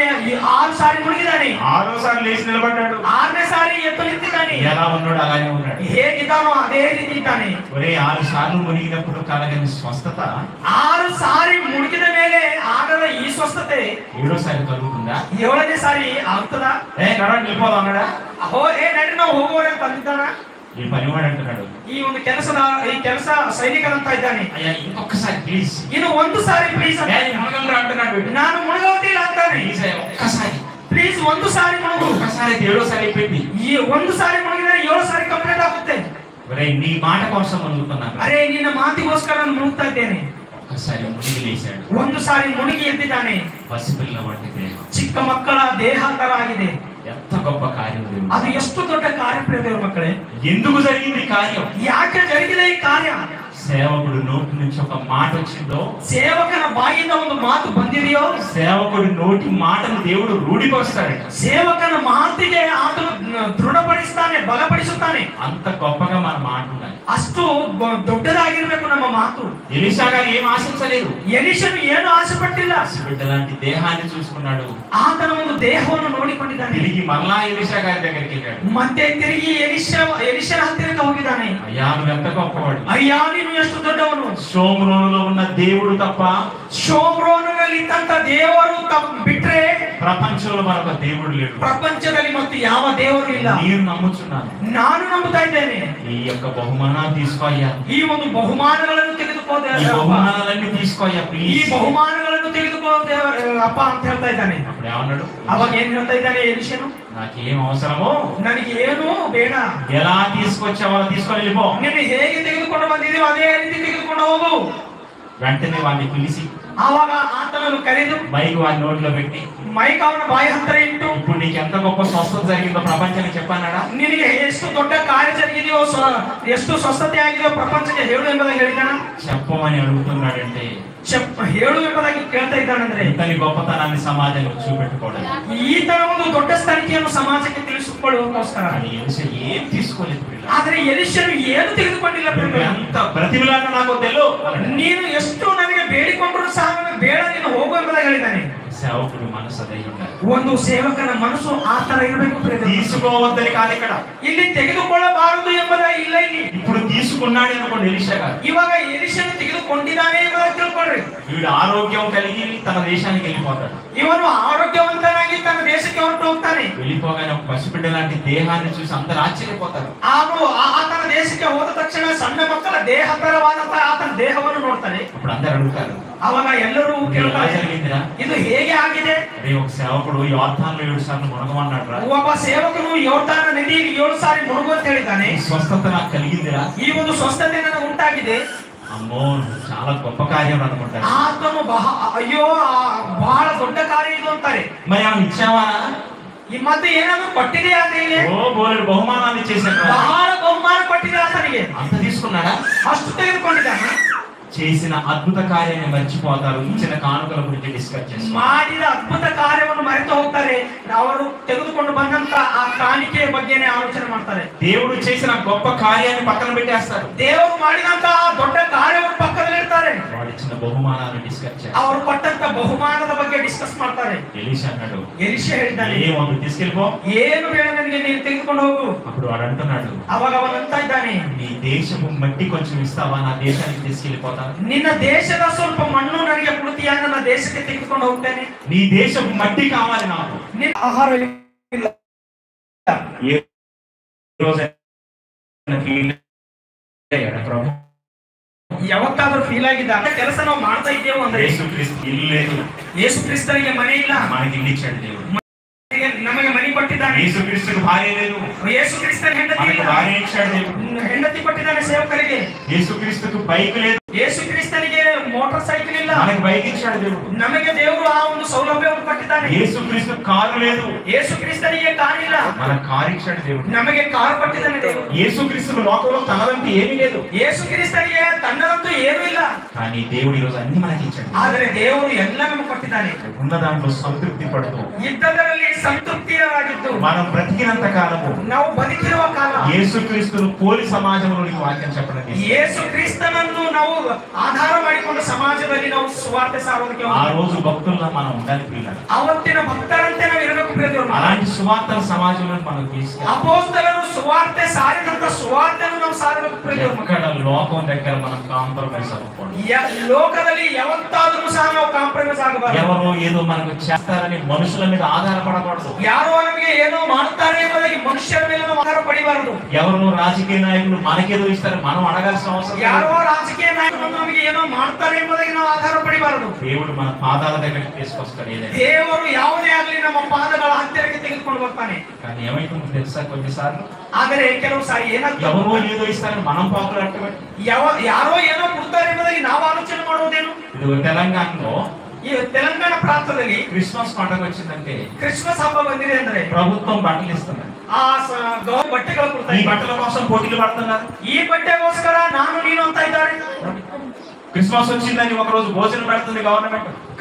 ಕ್ರಿಸ್ಮಸ್ ಬಂದಿದೆ ಊಟ ಬಡಿಸ್ತಾ ಇದ್ದ ಒಂದು ఈ భోజనం దగ్గర ప్లేట్లు పట్టుకొని ఎగబడుతున్నారు. ಈ ಭೋಜನದ ಹತ್ತಿರ ಪ್ಲೇಟ್ಗಳು ತೆಗೆದು ನೀನು ನಾನು ಅಂತ ಇದ್ದಾರೆ. ఆ రోజు ప్రవక్తలు ఎలా ఉన్నారు? ಅವತ್ತಿನ ಪ್ರವಕ್ತರು ಹೇಗಿದ್ದಾರೆ? రాజు ఆజ్ఞాపిస్తున్నాడు, రానగానే ఆయన ఉన్నాడు, ರಾಜನು ಆಜ್ಞೆ ಕೊಡ್ತಾ ಇದ್ದಾನೆ ಬಾ ಎಂದಾಗ, నువ్వు రాజు అయితే ఎవరికి గొప్ప? ನೀನು ರಾಜನಾದರೆ ಯಾರಿಗೆ ದೊಡ್ಡವನು? నువ్వు ఇచ్చే గుడ్డ ముక్కలు ఎవరికి గొప్ప? ನೀನು ಕೊಡ್ತಕ್ಕಂತ ಬಟ್ಟೆ ಯಾರಿಗೆ? నువ్వు పెట్టే తిండి ఒక పూట మాకెళ్తే ఏమి గొప్ప? ನೀನು ಹಾಕ್ತಕ್ಕಂತ ಊಟ ಒಂದು ಹುಟ್ಟಿ ಎಷ್ಟು? నువ్వు దేవుడి సేవకుడు. ನೀನು ದೇವ ಸೇವಕನು. లోకంలో దైవ సేవకుల్ని పక్కన పెట్టేసి రాజకీయ నాయకులకు సన్మానాలు చేస్తారు. ಲೋಕದಲ್ಲಿ ದೇವರ ಸೇವಕರನ್ನು ಪಕ್ಕದಲ್ಲಿ ಇಟ್ಟುವುದು, ರಾಜಕೀಯ ನಾಯಕರನ್ನು ಸನ್ಮಾನ ಮಾಡ್ತಾ ಇರ್ತಾರೆ. వేదిక మీదికి రాజకీయ నాయకుడితే సేవకులు పక్కన నెట్టేస్తున్నారు. ವೇದಿಕೆ ಮೇಲೆ ರಾಜಕೀಯ ನಾಯಕರು ಬಂದರೆ ಸೇವಕರನ್ನು ಪಕ್ಕದಲ್ಲಿ ಜರುಗಿಸ್ತಾ ಇದ್ದಾರೆ. దీనికోసం ఆలోచించబడుతున్నారు. ನೀನು ಯಾವುದಕ್ಕೋಸ್ಕರ ನೀನು ನೋಡಿ ಆ ರೀತಿ ಮಾಡ್ತಾ ಇದೀಯಾ? అంటే ప్రభుత్వం నుంచి దాన్ని కోరుకుంటున్నావా? ಅಂದರೆ ಗವರ್ನಮೆಂಟ್ ಏನೋ ಕೊಡುತ್ತದೆ ಎಂಬುದನ್ನು ಆಸೆ ಪಡ್ತಾ ಇದೆಯಾ? మనల్ని సహించడు. ದೇವರು ಅದನ್ನು ಸಹಿಸುವುದಿಲ್ಲ. నీకు కట్టుకోవడానికి బట్ట లేకపోయినా, తినడానికి తిండి లేకపోయినా, ఉండటానికి ఇల్లు లేకపోయినా, ನಿನಗೆ ಕಟ್ಟಿಕೊಳ್ಳುವುದಕ್ಕೆ ಬಟ್ಟೆ ಇಲ್ಲದೆ ಹೋದರು, ಇರುವುದಕ್ಕೆ ಮನೆ ಇಲ್ಲದೆ ಹೋದರು, యేసుక్రీస్తు ఎక్కడ తల వంచలేదు పిల్ల. ಯೇಸು ಕ್ರಿಸ್ತನು ಎಲ್ಲಿ ತಲೆ ಬಾಗಿಸಿಲ್ಲ ಪ್ರಿಯರೇ. మనం అలా ఉండాలి. ನಾವು ಸಹ ಆ ರೀತಿ ಇರಬೇಕು, యథార్థంగా ఉండాలి. ಯಥಾರ್ಥರಾಗಿರ್ಬೇಕು. ఎవరి దగ్గర కాంప్రమైజ్ అయితే ಯಾರ ಹತ್ತಿರ ನಾವು ತಲೆ ಬಾಗಿಸುವವರಾಗಿರಬಾರ್ದು. తప్పు చేసేవాడిని చేసే తప్పు అని ప్రేమతో చెప్పాలి. ತಪ್ಪು ಮಾಡುವವನನ್ನು ನೋಡಿ ನೀನು ಮಾಡುವುದು ತಪ್ಪು ಎಂಬುದನ್ನು ಖಂಡಿಸಬೇಕು. లేదని వారిచ్చే కానుకల కోసం, తిండి కోసం, బట్ట కోసం మనం కకృతి పడ్డాము. ಇಲ್ಲ ಎಂದು ಅವನು ಕೊಡ್ತಕ್ಕಂಥ ಕಾಣಿಕೆಗೋಸ್ಕರ, ಬಟ್ಟೆಗೋಸ್ಕರ, ಯಾವುದಕ್ಕೋಸ್ಕರ ನಾವು ಕಾಂಪ್ರಮೈಸ್ ಆಗಿದ್ದರೆ, సువార్త ప్రకటించు వారి పాదములు పర్వతముల మీద సుందరములై ఉన్నవని, ಸುವಾರ್ತೆಯನ್ನು ಸಾರುವವರ ಪಾದಗಳು ಪರ್ವತದ ಮೇಲೆ ಸುಂದರವಾಗಿದೆ ಎಂಬುದಾಗಿ ఆ మాట మనకు చెందదు. ಆ ಮಾತು ನಮಗೆ ಸರಿ ಬೀಳುವುದಿಲ್ಲ ಪ್ರಿಯರೇ. ఆ మాటకు మనకు అర్హత ఉండాలంటే ಆ ಮಾತಿಗೆ ನಮಗೆ ಅರ್ಹತೆ ಇರಬೇಕು ಅಂದ್ರೆ కంప్లీట్ గా దేవుడి మీద ఆధారం. ನಾವು కంప్లీట్ ఆಗಿ ದೇವರ ಮೇಲೆ ಆಧಾರ ಪಡಿಬೇಕು. మనం గొప్పవాళ్ళం. ನಾವು ದೊಡ್ಡವರು. సమాజానికి దేవుడిని పరిచయం చేసేవారు. ಸಮಾಜಕ್ಕೆ ನಾವು ದೇವರನ್ನು ಪರಿಚಯ ಮಾಡುವವರು. ఇశ్రాయేలు సువార్త ప్రకటించాలి. ಇಸ್ರಾಯೇಲರಿಗೆ ಈ ಸುವಾರ್ತೆಯನ್ನು ಪ್ರಕಟಿಸಬೇಕು. మోషే నువ్వు వెళ్ళవయ్యా. ಮೋಸೆ ನೀನು ಹೋಗಪ್ಪ. మోషే బయలుదేరాడు. ಮೋಸೆ ಹೋಗಿದ್ದಾನೆ. పోగానే పెంచిన తల్లి కనపడుతుంది కళ్ళ ముందు. ಹೋದ ತಕ್ಷಣ ಆತನನ್ನು ದೊಡ್ಡದು ಸಣ್ಣದು ಬೆಳೆಸಿದಂತ ತಾಯಿ ಕಾಣಿಸ್ತಾ ಇದ್ದಾಳೆ. కొడుకును చూసి ఆనందపడుతుంది. ಮಗನನ್ನು ನೋಡಿ ಮೋಶೆನನ್ನು ನೋಡಿ ಆನಂದಿಸ್ತಾ ಇದ್ದಾಳೆ. నాన్న సరైన టైంకి ఇంటికి వచ్చావురా? ಮಗನೇ ಸರಿಯಾದ ಸಮಯದಲ್ಲಿ ಮನೆಗೆ ಬಂದಿದ್ದೀನಿ. ನೀನು 40 ఏళ్ళు ఇక్కడ పెరిగావు, 40 ವರ್ಷ ಇಲ್ಲೇ ಬೆಳೆದಿದ್ದೀನಿ. 40 ఏళ్ళు వెళ్ళిపోయావు, 40 ವರ್ಷ ನೀನು ಹೊರಗೆ ಹೋಗಿದ್ದಿ. 80 ఏళ్ళ తర్వాత మళ్ళా అడుగు పెట్టావు. 80 ವರ್ಷದ ನಂತರ ನೀನು ಮತ್ತೆ ತಿರುಗಿ ಬಂದಿದ್ದಿ. ఒరే తాతయ్య ముసలివాడైపోయాడ్రా. ತಾತ ಮುಸಲಿಯಾಗಿ ಮುದುಕನಾಗಿದ್ದಾನೆ. మా నాన్న ఫరో ముసలివాడైపోయాడ్రా. ನಮ್ಮ ತಂದೆ ಆನಂದ ಫರೋ ಮುದುಕನಾಗಿದ್ದಾನೆ. సింహాసనం నీదేరా, సింహాసನ ನಿಂದೆ. నా కొడుకుగా నువ్వు వచ్చావు, ನನ್ನ ಮಗನಾಗಿ ನೀನು ఈ ಬಂದಿದ್ದಿ. సింహాసనాన్ని నువ్వే ఏలిక, ಈ ಸಿಂಹಾಸನದ ಮೇಲೆ ನೀನೇ ಕುಳಿತುಕೊಂಡು ಈ ರಾಜ್ಯವನ್ನು ಪರಿಪಾಲನೆ ನೀನೇ ಮಾಡು. మోషే గారు ఏమన్నారు చెప్పండి? ಮೋಸೆ ಏನಂದಿದ್ದಾನೆ ಪ್ರಿಯ ದೇವರ ಮಕ್ಕಳೇ? ఫరో యొక్క సింహాసనం నాకు వద్దు, ಫರೋಹನ ಒಂದು ಸಿಂಹಾಸನ ನನಗೆ ಬೇಡ. ఒక్కసారి నన్ను అమ్మ అని ఆ సింహాసనాన్ని ఎక్కురా. ಒಂದು ಸಾರಿ ನನಗೆ ಅಮ್ಮ ಎಂದು ಕರೆದು ಆ ಸಿಂಹಾಸನವನ್ನು ನೀನು ಏರು ಅಂತ ఎబ్రియులకు రాసిన పత్రిక 11వ అధ్యాయం ಇಬ್ರಿಯರಿಗೆ ಬರೆದ ಪತ್ರಿಕೆ 11ನೇ ಅಧ್ಯಾಯ 24వ వచనం చూడండి. 24ನೇ ವಚನ ನೋಡ್ರಿ. విశ్వాసమును బట్టి ವಿಶ್ವಾಸದಿಂದ ఇదిగో మోషే పెద్దవాడైనప్పుడు, ಮೋಶೆ ದೊಡ್ಡವನಾದಾಗ విశ్వాసమును బట్టి ವಿಶ್ವಾಸದಿಂದ ఐగుప్తు ధనము కంటే ಐಗುಪ್ತದ ಒಂದು ಧನದಕ್ಕಿಂತ ಐಗುಪ್ತದ ಒಂದು ಆ ಒಂದು ಸ್ಥಾನದಕ್ಕಿಂತ క్రీస్తు విషయమైన నింద గొప్ప ಕ್ರಿಸ್ತನ భాగ్యమని ವಿಷಯವಾದ ನಿಂದೆಯನ್ನು ಬಹಳ ಭಾಗ್ಯವಾದದ್ದು ఎంచుకొని ಅದನ್ನು ಎಣಿಸಿಕೊಂಡು అల్పకాలము పాప భోగము అనుభవించడం కంటే ಅಲ್ಪಕಾಲ ಪಾಪ ಭೋಗವನ್ನು ಭೋಗಿಸುವುದಕ್ಕಿಂತ ఈ దేవుని ప్రజల కోసం ಈ ದೇವರ ಪ್ರಜೆಗೋಸ್ಕರ శ్రమను అనుభవించడం మేలు. ಶ್ರಮ ಅನುಭವಿಸುವುದೇ ನನಗೆ ಮೇಲು. కాబట్టి నిన్ను అమ్మ అని అనే ప్రసక్తే లేదన్నాడు. ಅದಕ್ಕೋಸ್ಕರ ನಿನಗೆ ಅಮ್ಮ ಎಂಬುದಾಗಿ ಕರೆಯುವ ಪ್ರಸಕ್ತೆ ಇಲ್ಲ ಎಂಬುದಾಗಿ ಹೇಳಿದ್ದಾರೆ. ఒకసారి నన్ను అమ్మ అని సింహాసనాన్ని ఎక్కురా. ಒಂದು ಸಾರಿ ಅಮ್ಮ ಎಂದು ಈ ಸಿಂಹಾಸನವನ್ನು ಏರು. అమ్మ అని నిన్ను అనదమ్మా, ಅಮ್ಮ ಎಂಬುದಾಗಿ ನಿನಗೆ ಅಂಬೋದಿಲ್ಲ. నాకు ఈ సింహాసనం వద్దు. ನನಗೆ ಈ ಸಿಂಹಾಸನ ಬೇಡಮ್ಮ. ఇది అల్పకాలం. ಇದು ಅಲ್ಪಕಾಲ. ఐగుప్తు సింహాసనం అంటే మామూలు విషయం అంటే ಐಗುಪ್ತು ಸಿಂಹಾಸನ ಅಂದ್ರೆ ಚಿಕ್ಕ ಮಾತು. ఐగుప్తు సింహాసనం మోసే పాదాల దగ్గరికి వస్తే ಐಗುಪ್ತು ಸಿಂಹಾಸನ ಮೋಸೆಯ ಪಾದದ ಹತ್ತಿರ ಬಂದ್ರೆ సింహాసనాన్ని ఎడం కాలుతో ఎగిరితన్నాడు మోసే. ಸಿಂಹಾಸನವನ್ನು ಕಾಲಿನಿಂದ ಒತ್ತುಬಿಟ್ಟಿದ್ದಾನೆ. దేవుని ప్రజల కోసం శ్రమ కావాలన్నాడు. ದೇವರ ಪ್ರಜರಿಗೋಸ್ಕರ ಶ್ರಮೆ ಬೆಳಿಬೇಕು ಅಂತ ನಾನು. ఈ రోజు మనం దేనికోసం ఆశపడుతున్నాం? ನಾವು ಇವತ್ತು ಯಾವುದಕ್ಕೋಸ್ಕರ ಆಸೆ ಪಡ್ತಾ ಇದ್ದೇವೆ? అలా ఎత్తుకొని జీవించాలి క్రైస్తవుడు. ತಲೆ ಎತ್ತುಕೊಂಡು ಬದುಕಬೇಕು ಕ್ರೈಸ್ತರು. ఎదురొట్టి నిలబడాలి క్రైస్తవుడు సమాజంలో. ಸಮಾಜಕ್ಕೆ ಕ್ರೈಸ್ತರು ಎದುರು ನಿಲ್ಲಬೇಕು. నువ్వు గొప్పవాడి, ನೀನು ದೊಡ್ಡವನು. దేవుడు యేసు రక్తంలో కడగబడ్డ మనకంటే గొప్పవారు ఎవరు? ಯೇಸು ಕ್ರಿಸ್ತನ ರಕ್ತದಲ್ಲಿ ತೊಳೆಯಲ್ಪಟ್ಟಂತ ನಮಗಿಂತ ಯಾರು? ఎందుకో తెలుసా? ಯಾಕೆ ಗೊತ್ತಾ? రోజు జీవితం ముగిసిపోతుంది. ಒಂದು ದಿವಸ ನಮ್ಮ ಈ ఇది ಜೀವಿತ అల్పకాలం ಮುಗಿದೋಗ್ತದೆ. అండి, అల్పకాలం. ಇದು ಅಲ್ಪಕಾಲ ಜೀವಿತ. కన్ను మూసామో ಕಣ್ಣು ಮುಚ್ಚಿದೇವಾ, మహాలోకంలో మనం కన్ను తెరవబోతున్నాం. ನಾವು ಒಂದು ಮಹಾಲೋಕದಲ್ಲಿ ನಮ್ಮ ಕಣ್ಣುಗಳನ್ನು ತೆರೆಯುವವರಾಗಿದ್ದೇವೆ. దీనికోసం అది వద్దా మనకి? ಇದಕ್ಕೋಸ್ಕರ ನಮಗದು ಬೇಡವಾ? కాబట్టి దేవుని వారు ಅದಕ್ಕೋಸ್ಕರ ದೇವರ ಮಕ್ಕಳೇ, భక్తుల జీవితాల్లోకి వెళ్ళి మనం చూసిన ಭಕ್ತರ ಜೀವಿತಗಳಲ್ಲಿ ನಾವು ನೋಡೋದಾದ್ರೆ ఎంత ఖచ్చితంగా ఉందో చూసారా? ಅವರ ಜೀವಿತವು ಎಷ್ಟು ಖಂಡಿತವಾಗಿದೆ ನೋಡ್ರಿ. ఈరోజు సేవకులుగా మనం అలానే ఉండాలి. ಇವತ್ತು ಸೇವಕರಾದಂತ ನಾವು ಸಹ ಅದೇ ರೀತಿ ಇರಬೇಕು. దేవుడు తీసుకొస్తాడు మన అవసరాన్ని బట్టి. ದೇವರು ತೆಗೆದುಕೊಂಡು ಬರ್ತಾನೆ ನಮಗೆ ಬೇಕಾದಾಗ. తండ్రి నీ పనిలో నేను ఉన్నాను, ದೇವರೇ ನಿನ್ನ ಕೆಲಸದಲ್ಲಿದ್ದೇನೆ, నీ సేవకు నాకు ఏది అవసరమో నీకు తెలుస్తుంది. ನಿನ್ನ ಸೇವೆಯಲ್ಲಿ ನಾನು ಇರುವಾಗ ನನಗೆ ಏನು ಬೇಕು ಅದು ನಿನಗೆ ಗೊತ್ತು.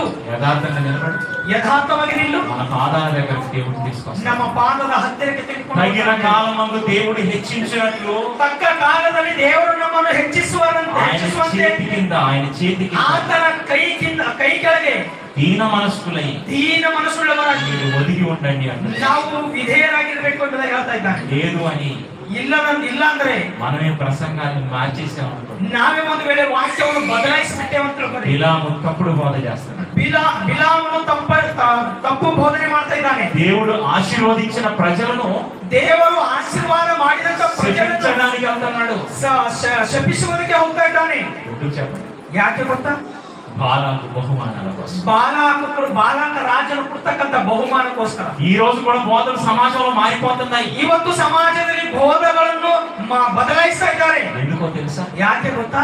వాళ్ళు ఇచ్చే బహుమానాల కోసం. ಈ ಕೆಲವರು ಕೊಡ್ತಕ್ಕಂತ ಬಹುಮಾನಕ್ಕೋಸ್ಕರ. మనలో ఎవరు అలా ఉండకూడదు. ನಮ್ಮಲ್ಲಿ ಯಾರು ಆ ರೀತಿ ಇರಬಾರದು ಪ್ರಿಯ ಮಕ್ಕಳೇ. ఒకడు ఫోన్ చేశాడు, ಒಬ್ಬನು ಫೋನ್ ಮಾಡಿದ್ದಾನೆ, ఒక సేవకుడికి ఫోన్ చేశాడు, ಒಬ್ಬ ಸೇವಕರಿಗೆ ಫೋನ್ ಮಾಡಿದ್ದಾನೆ, దూరదేశం నుంచి చేశాడు. ದೂರ ದೇಶದಿಂದ ಮಾಡಿದ್ದಾನೆ. అన్న మీకు కెమెరా లేదా అన్నాడు, వీడియో కెమెరా. ಅಣ್ಣ ನಿಮ್ಗೆ ವಿಡಿಯೋ ಕ್ಯಾಮೆರಾ ಇಲ್ವಾ ಅಂತ ಕೇಳಿದ್ದಾನೆ. లేదు తమ్ముడు అంటే, ಇಲ್ಲ ತಮ್ಮ ಅಂದ್ರೆ అన్న నీకు ఒక 2 లక్షలు పెట్టి కెమెరా పంపిస్తాను. ನಾನು ಒಂದು 2 ಲಕ್ಷ ಕೊಟ್ಟು ನಿಮಗೆ ಒಂದು ಕ್ಯಾಮೆರಾ ಕಳಿಸ್ತಾ ಅಂತ. సేవకుడికి లోపల ఒక ఆనందం.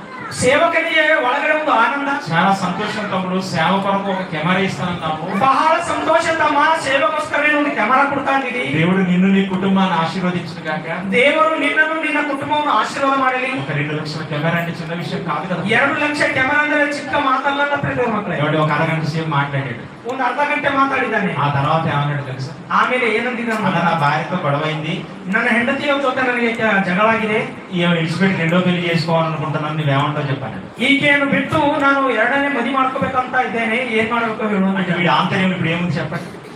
ಇವನ ಆಲೋಚನೆ ಏನಿದೆ ಹೇಳಿ? 2 లక్షల కెమెరా ఇస్తానన్నాడు. ముందు 2 లక్ష కెమెరా ಕೊಡ್ತಾ ಅಂತ ಹೇಳಿದ್ದಾನೆ. కొద్దిసేపు మాట్లాడాడు, ಸ್ವಲ್ಪ ಹೊತ್ತು ಮಾತಾಡಿದ್ದಾನೆ. ఇదిగో నా భార్యను తాళి కట్టే భార్యను విడిచిపెట్టి ఇంకో పెళ్లి చేసుకుంటానన్నా నీ సలహా చెప్పంటున్నాడు. ತಾಳಿ ಕಟ್ಟಿದಂತ ಹೆಂಡತಿಯನ್ನು ಬಿಟ್ಟು ಇನ್ನೊಂದು ಹೆಂಡತಿಗೆ ನಾನು ಮದುವೆ ಮಾಡ್ಕೊಳ್ತೇನೆ, ನಿನ್ನ ಒಂದು ನಿರ್ಣಯ ಹೇಳು ಅಂತ ಕೇಳ್ತಾ ಇದ್ದಾನೆ. సేవకుడు ఇరకాటంలో పడ్డాడు చూసారు. ಇವಾಗ ಸೇವಕನು ಆಲೋಚನೆಯಲ್ಲಿ ಬಿದ್ದಿದ್ದಾನೆ.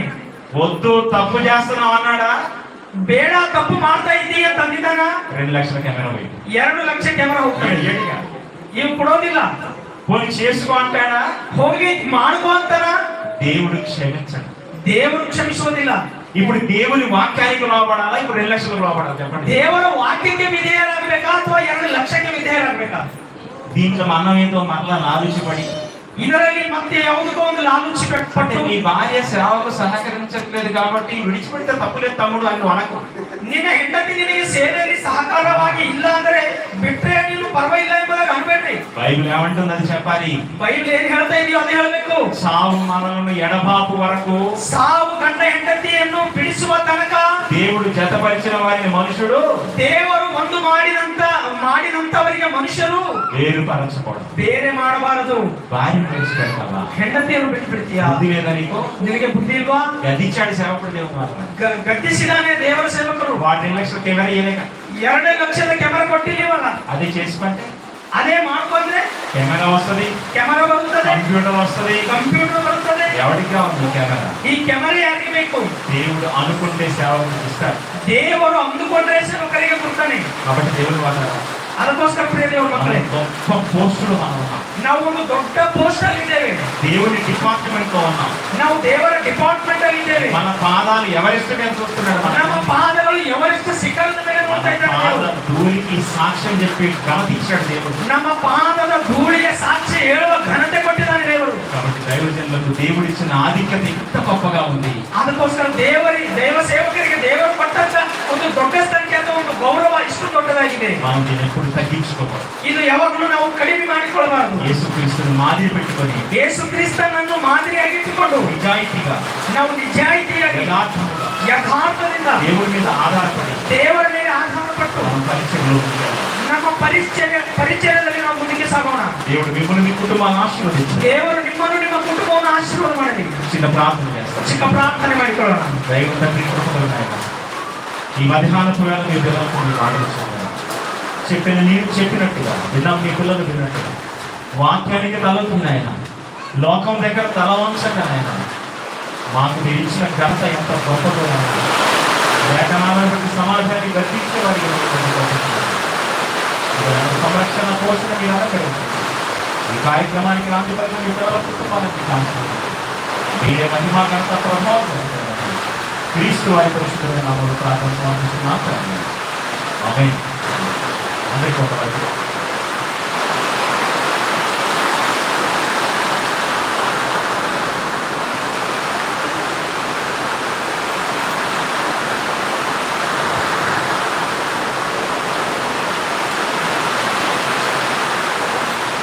ತುಂಬ ಸಂತೋಷ.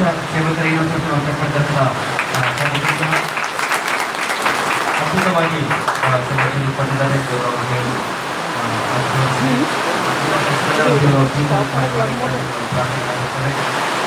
ಅದರಿಂದ ನಿಮ್ಮೆಲ್ಲರಿಗೂ ಕೂಡ ಮತ್ತು ಮುಂದಿನ ಮಾಡಿದ್ದೇವೆ. ನಮ್ಮ ತಮ್ಮ ಹೆಸರಲ್ಲಿ ಕೂತ್ಕೊಂಡಿರೋದ್ರಿಂದ ಅದೇ ಇಷ್ಟು ನಾವು ಊಟವನ್ನು ತಂದುಕೊಡ್ತೇವೆ. ಮಳೆ ಬೆಳೆದ ಕಾರಣ ಮಳೆಗಳು ಮುಂದೆ ಒಂದು ಅಷ್ಟೇ ಆಗ್ತಿಲ್ಲ. 5 ನಿಮಿಷ ವೇಟ್ ಮಾಡಿ ರೆಡಿ ಮಾಡಿದ್ದೀವಿ. ಯಾಕಂದರೆ ಜನರ ಮುಂದೆ ಮತ್ತೆ ಕಾರ್ಯಕ್ರಮ